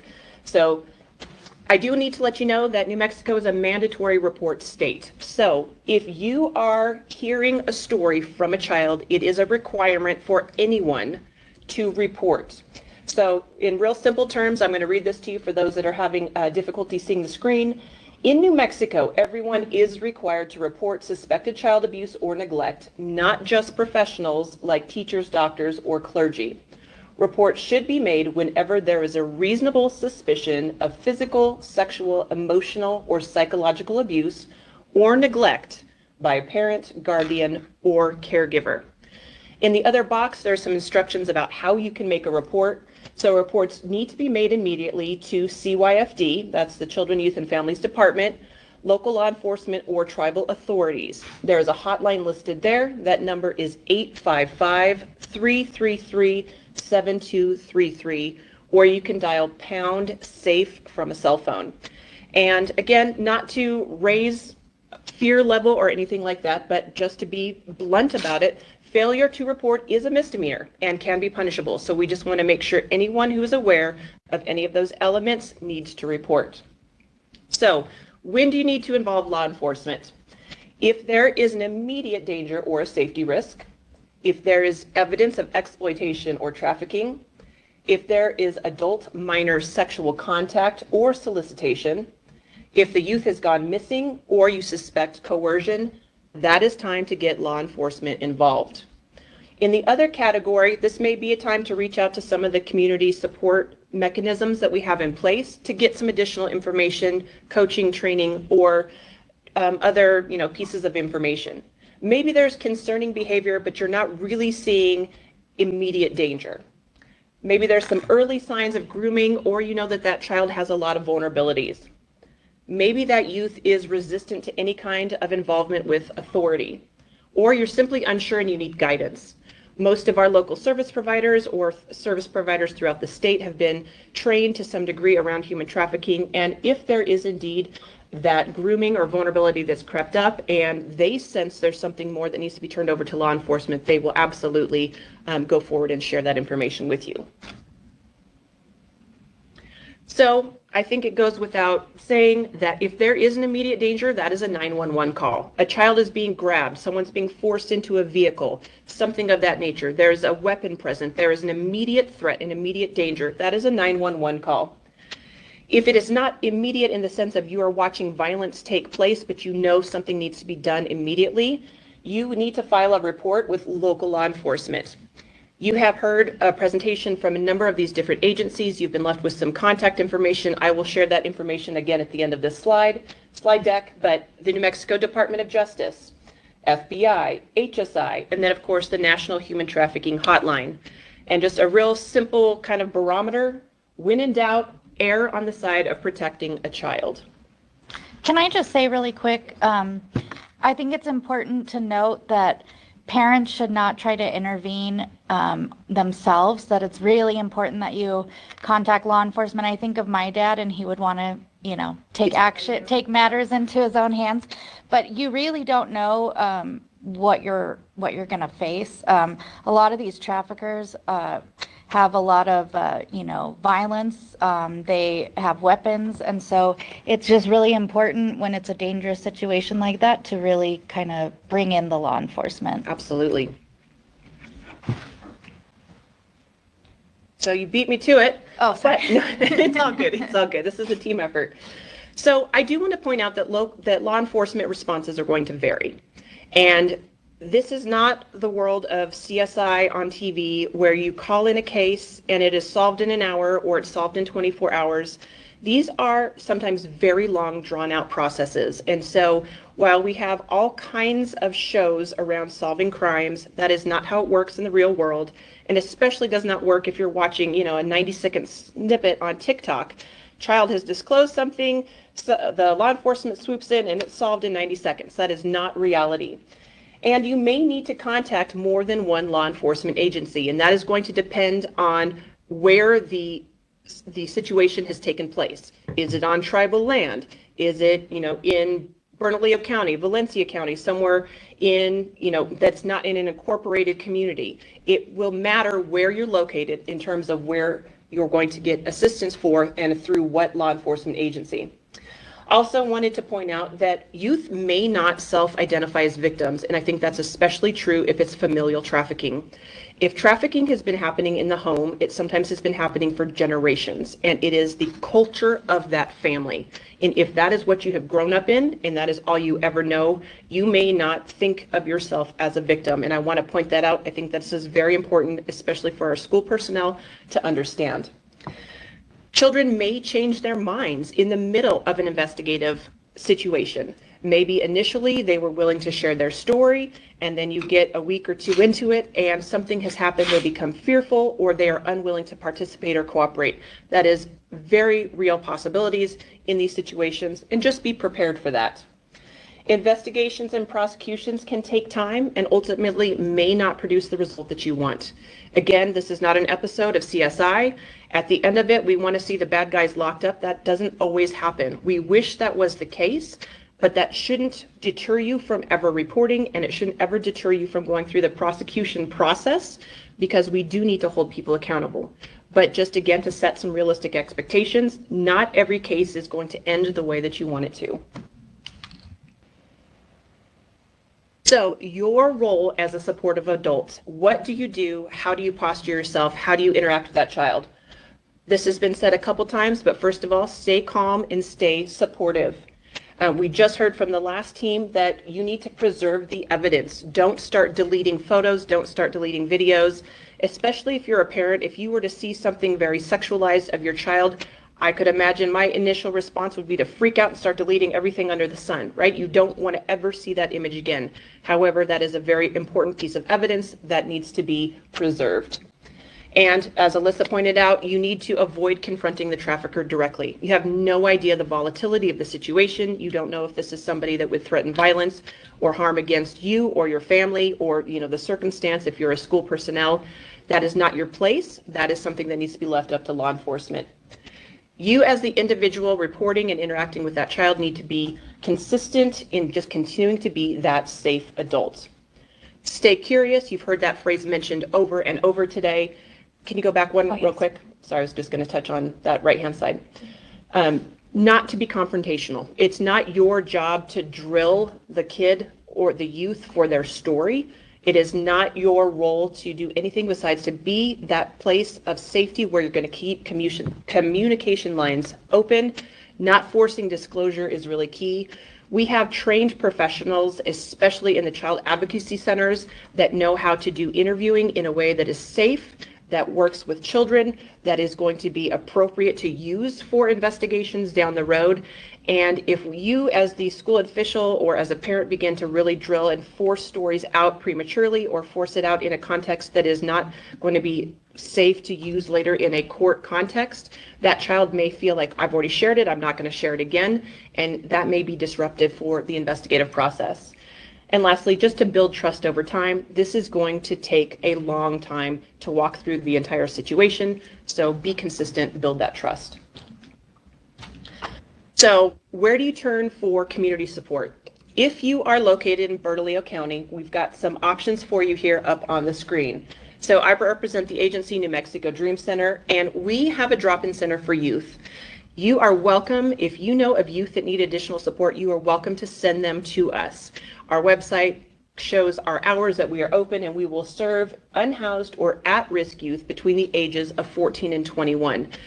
We do not have any kind of screening process. It's just a support space for kids. So if you are working with a youth that you just know needs some additional help, you are welcome to send them to us. We also have a similar drop-in space that is hosted by New Day Youth and Family Services, and they serve the age range of 16 to 22. Now, if things evolve from needing day support or day services into needing overnight care and shelter, on the screen, you're going to see 3 additional options. You've got New Day Youth and Family Services. Again, they've got a shelter portion of their program, and they're going to work with young people aged 17 to 24 that have been impacted by homelessness. They have been system involved or are going through hardship. You have Amistad Crisis Center, and they are a residential crisis shelter for youth ages 12 to 17, and that is short-term stabilization. They provide counseling, education support, and case management. And then lastly, Casa Q. Again, this is all in Bernalillo County, but they provide housing and support services for LGBTQ plus youth and young adults, and they offer affirming housing advocacy, and supportive programming. So I know we've got listeners and viewers from all over the state. So what happens if you are not in Bernalillo County?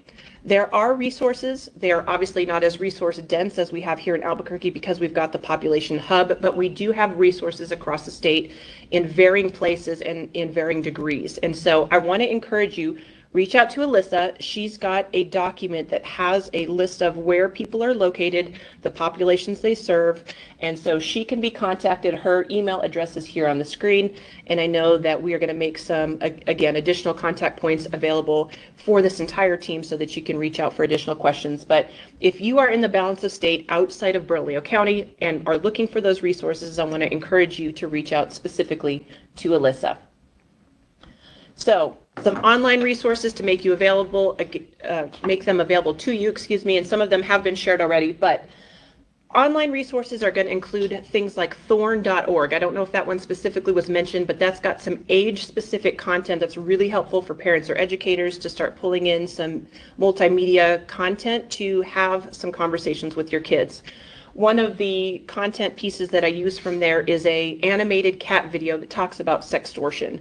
So it's aimed at a younger demographic, but you can begin to have some conversations, you know, with some kind of cutish animation content with some hard conversation, but it makes it a little bit more palatable and makes it easier for parents to begin having those safe conversations. Again, missingkids.org was mentioned. That's for the National Center for Missing and Exploited Children. Again, if online content has gotten out, sexually exploitive material of a child, that is the place to contact. And then Polaris Project, they are the agency that had previously housed the National Human Trafficking Hotline. They have a very long history of data, research, reports. If you need something in that space, please feel free to visit them online. Once again, we have the National Human Trafficking Hotline, and we actually do have a New Mexico-based hotline as well. That is the 505 Get Free number. So if you need to report a trafficking call in New Mexico, you are welcome to use that number as well. I've included a number of phone numbers associated with various agencies, including our own. You have the office number for the New Mexico Dream Center. You are welcome to ask for me. Happy to talk with you about, again, a further training in your setting. If you need additional resources, we can talk about that. The FBI tip line, which has already been provided. One difference, I think, in this phone number for HSI is we do have a victim advocate here in Bernalillo County by the name of Kelly. She has given permission for her phone number to be extended, so her number is listed there. And then lastly, we do have the direct line for the New Mexico Department of Justice with the Special Investigation and Prosecution Division. You are welcome to reach out to that number as well. I think that is the end of my slide deck. Is that correct? So just want to appreciate your time and attention today. I know this has been a lot of information, and I believe Alyssa is going to take the floor for maybe some follow-up questions and comments from our audience. Thank you. All right, if anyone has any questions, now is a good time to put it in the chat for us. So, okay, it looks like we have one question. What is the conviction rate for these prosecutions? Are these crimes hard to prove beyond a reasonable doubt? Do we go up here? Yeah. All right, AUSA Zach Jones is going to answer the question here. As for actual conviction rate, I don't know the answer to that. I can't give you any finite numbers, but what I can say is that every case in this office goes through a pretty rigorous screening process. And so once the FBI or an investigative agency gives us a case, it is up to us to develop a prosecution memorandum, and that memorandum details the elements of each crime, the problems with each case, and then we give that to our supervisors, and then our supervisors will tell us, hey, we think this is a case that we can prosecute beyond a reasonable doubt, or perhaps it can't be, and thus we need more investigation. And so it's against that backdrop that we prosecute all of these cases, so that if we bring one of these cases, it has already gone through the process and we believe we can prosecute beyond a reasonable doubt. And so if a case has been charged, I'm guessing the conviction rate is quite high because we do a lot of internal vetting before the case is even charged. They're always tough cases to prove. Because, I mean, for one, we have like an attribution thing. So, for instance, the online predator will perhaps say that wasn't my phone or something like that. And so it's up to us to put the person who is, we know to be grooming the child or sexually exploiting the child in possession of that phone at any given moment. There could also be the defense of, well, I perhaps... my words are being misinterpreted, something like that. I didn't intend to have a sexual connotation, something like that.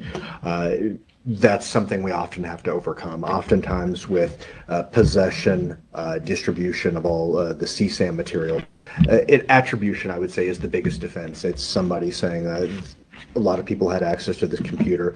There's no evidence that I downloaded or possessed these materials. That's most often the defense I see. But again, I think we have such a vigorous and rigorous build up to prosecution that if that defense is truly tenable, and we believe that defense, then it's a case we either investigate by way of the FBI or we choose not to prosecute because we don't ethically think we can prosecute beyond a reasonable doubt. I would like to chime in too as far as the child sex trafficking cases. I'm not sure on the conviction rate either, but I do want to make the point that we are trying to prioritize prosecuting the child sex trafficking cases at the federal level. At the federal level, the mandatory minimum is 15 years. And at the state, it can kind of depend.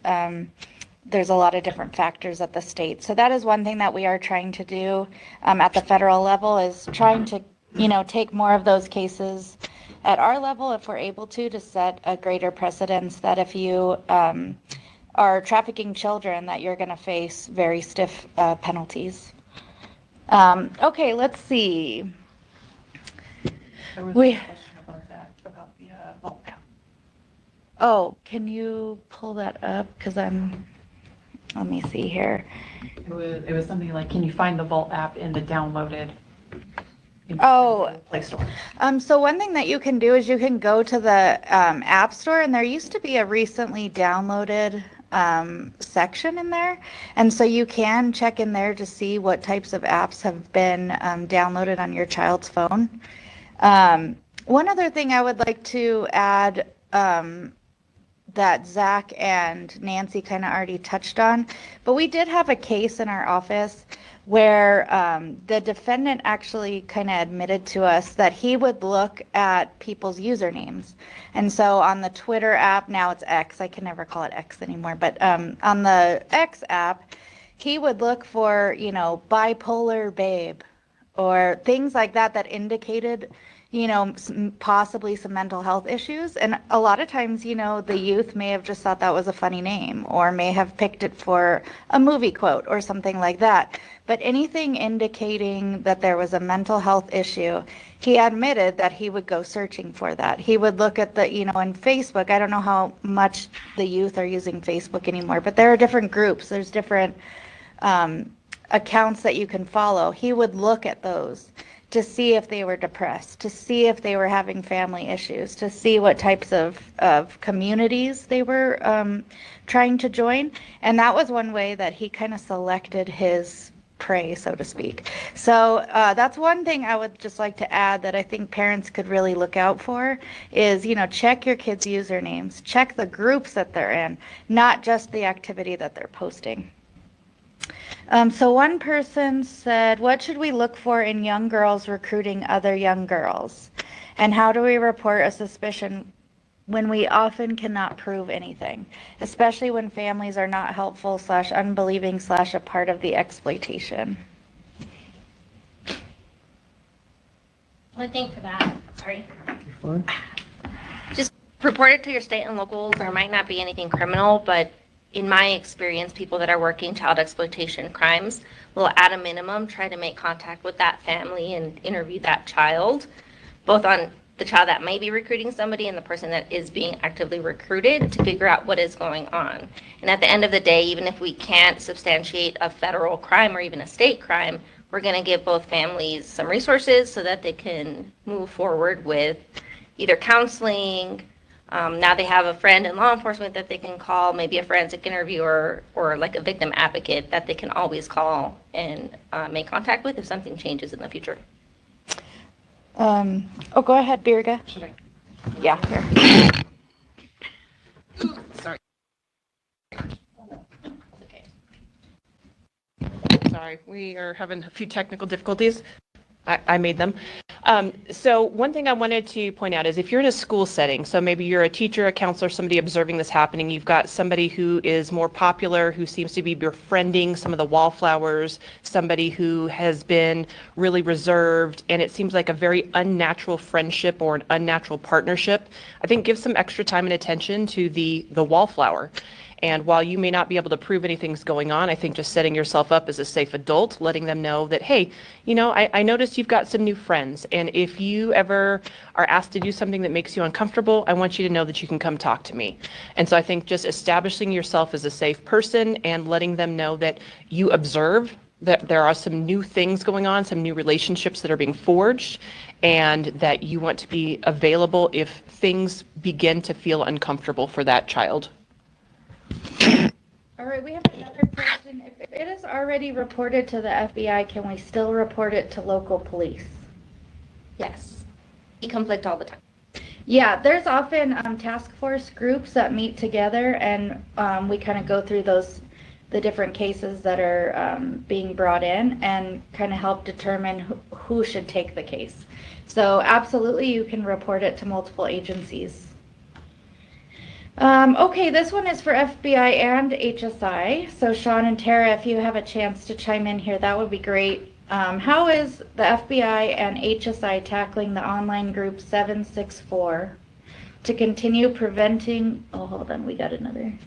To continue preventing them from targeting our youth, and what kind of awareness are you spreading about them?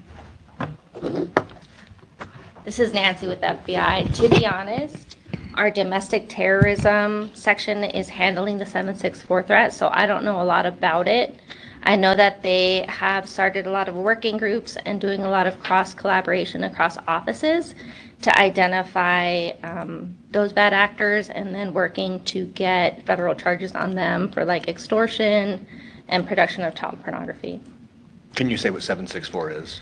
My understanding is it's a loosely organized organization that doesn't really believe in like society, and so they advocate for children to self-harm, produce child pornography. They're into like animal cruelty, animal crushing videos, and that kind of stuff. And my understanding, it's a lot on Discord, but it branches out from there. Yeah, so it's not just sextortion, it's also, you know, forcing children into making videos where they might be harming themselves or harming animals, like Nancy said. And so it kind of goes hand in hand with the sexual abuse stuff as well, but can kind of go beyond that into more torture and cruelty as well. Sean and Tara, do you have anything to add there?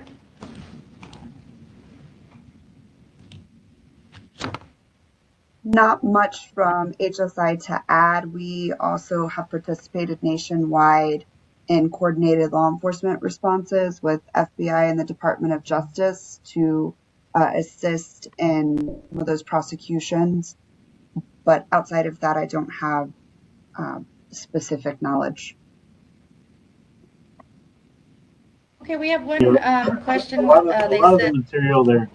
of the material they're trying to produce or coerce children to produce is actually very sadistic in nature. I'm not aware of who said it, but it's beyond. It's sextortion and beyond, right? There's a lot of self-harm and things like that.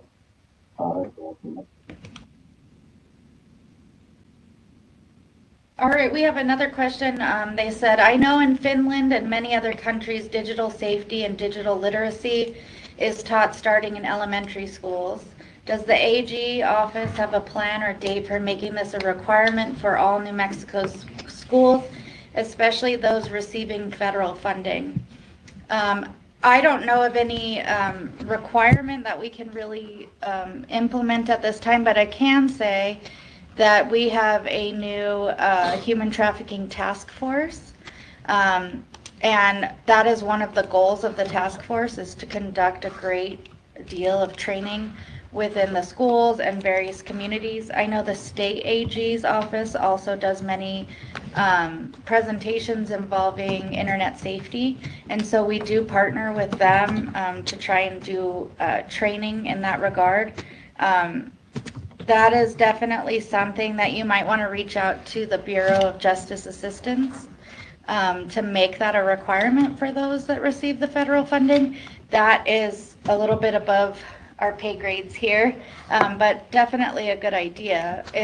It's also something we talk about in a school threat working group that our office is a part of, and so we do try to push training out through the New Mexico Public Education Department So yeah, I definitely can send out updates as we start getting some training lined up. But right now we don't have anything scheduled at the moment.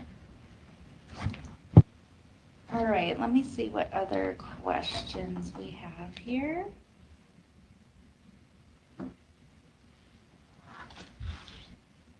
Let's see.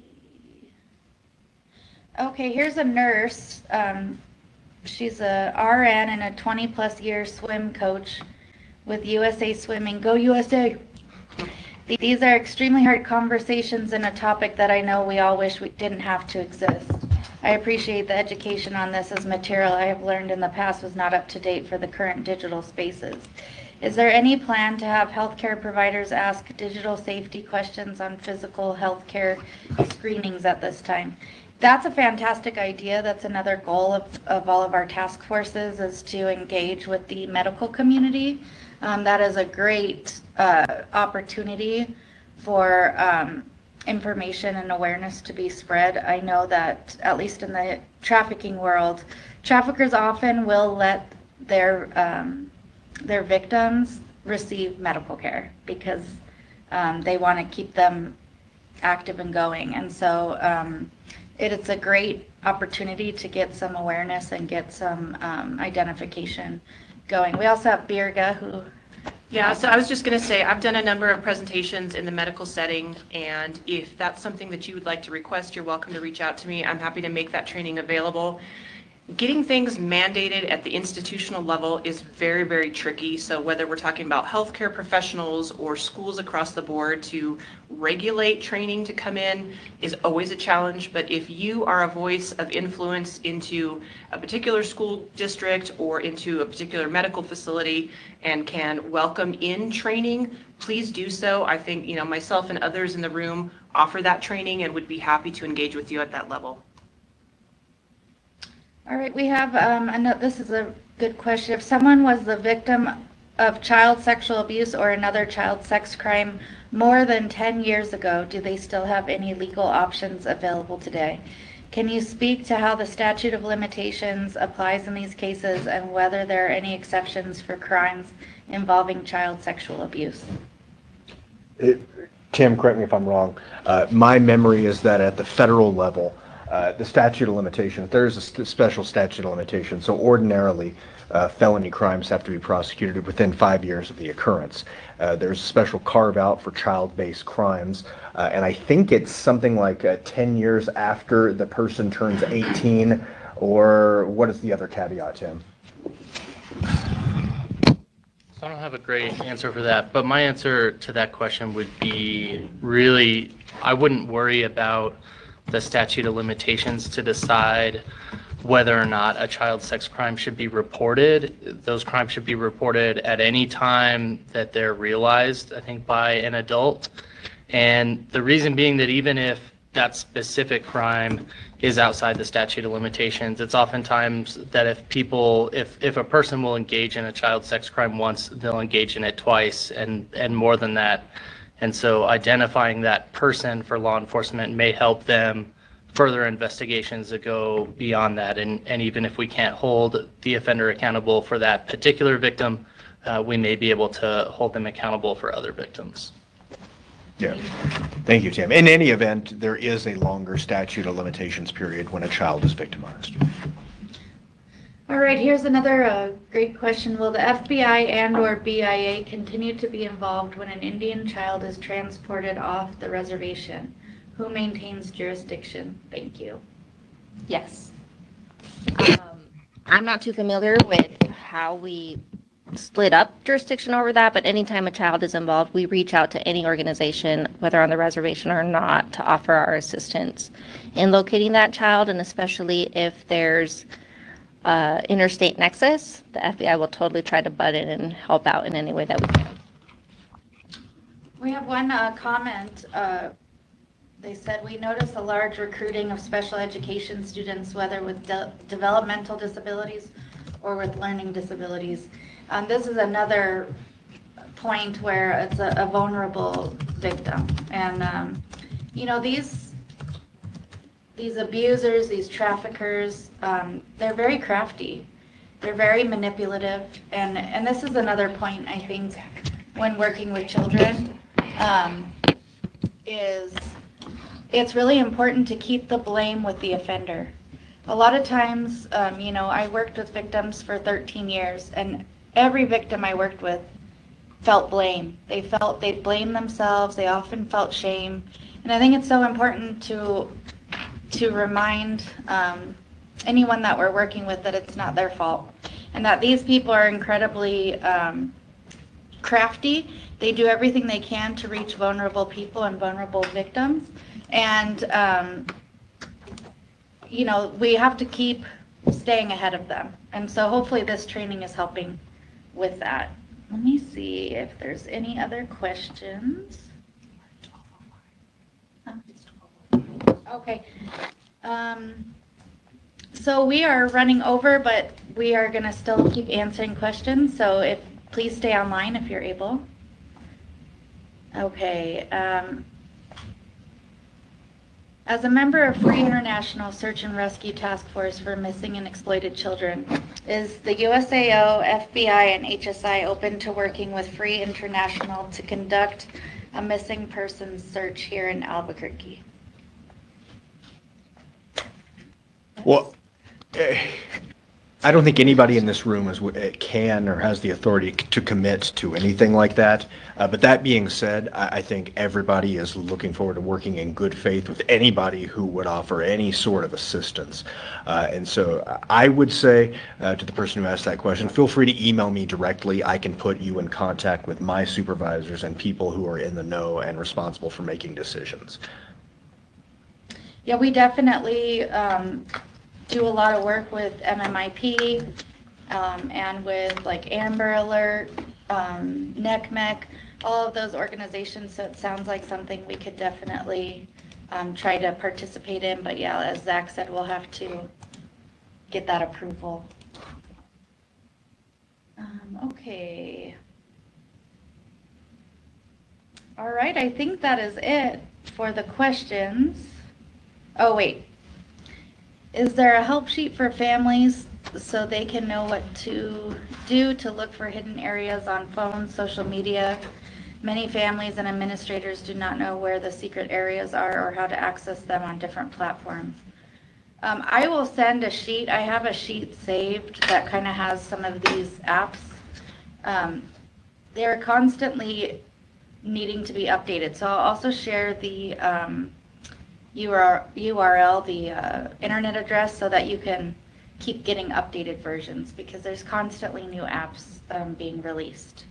So we will definitely send out a ton of resources. Anything that can be shared today, any of the PowerPoints that we're allowed to share, we will share with you. And I will also send out a number of resources. And if you need any contacts or anything like that throughout the state, please reach out to any of us here.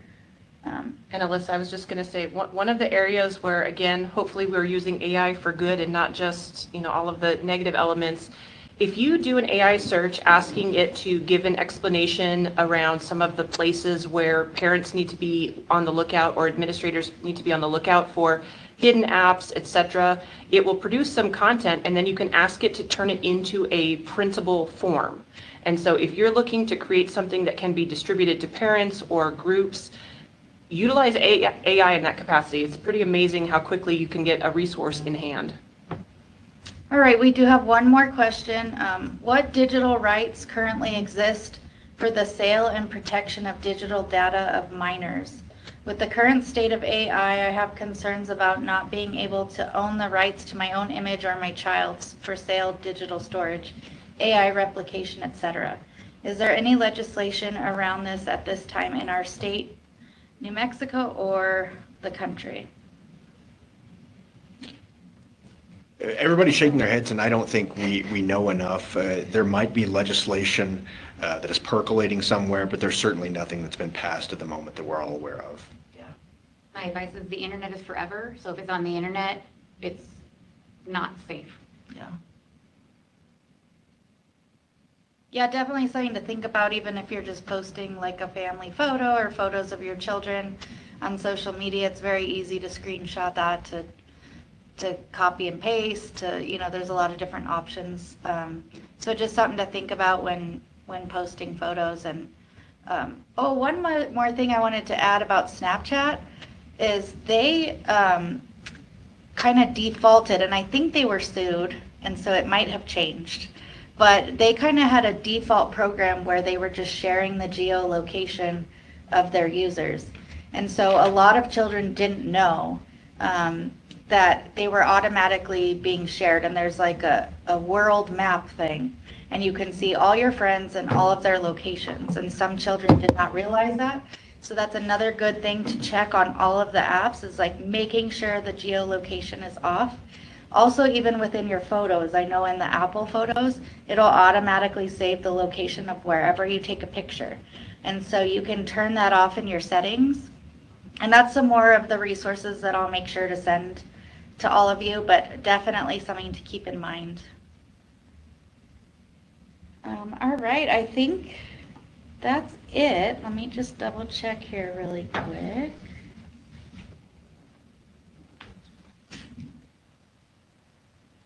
All right, I think that's it. If anybody else has any other questions, please email them to us and we will do our best to answer them. Did you answer Eliza's question about you?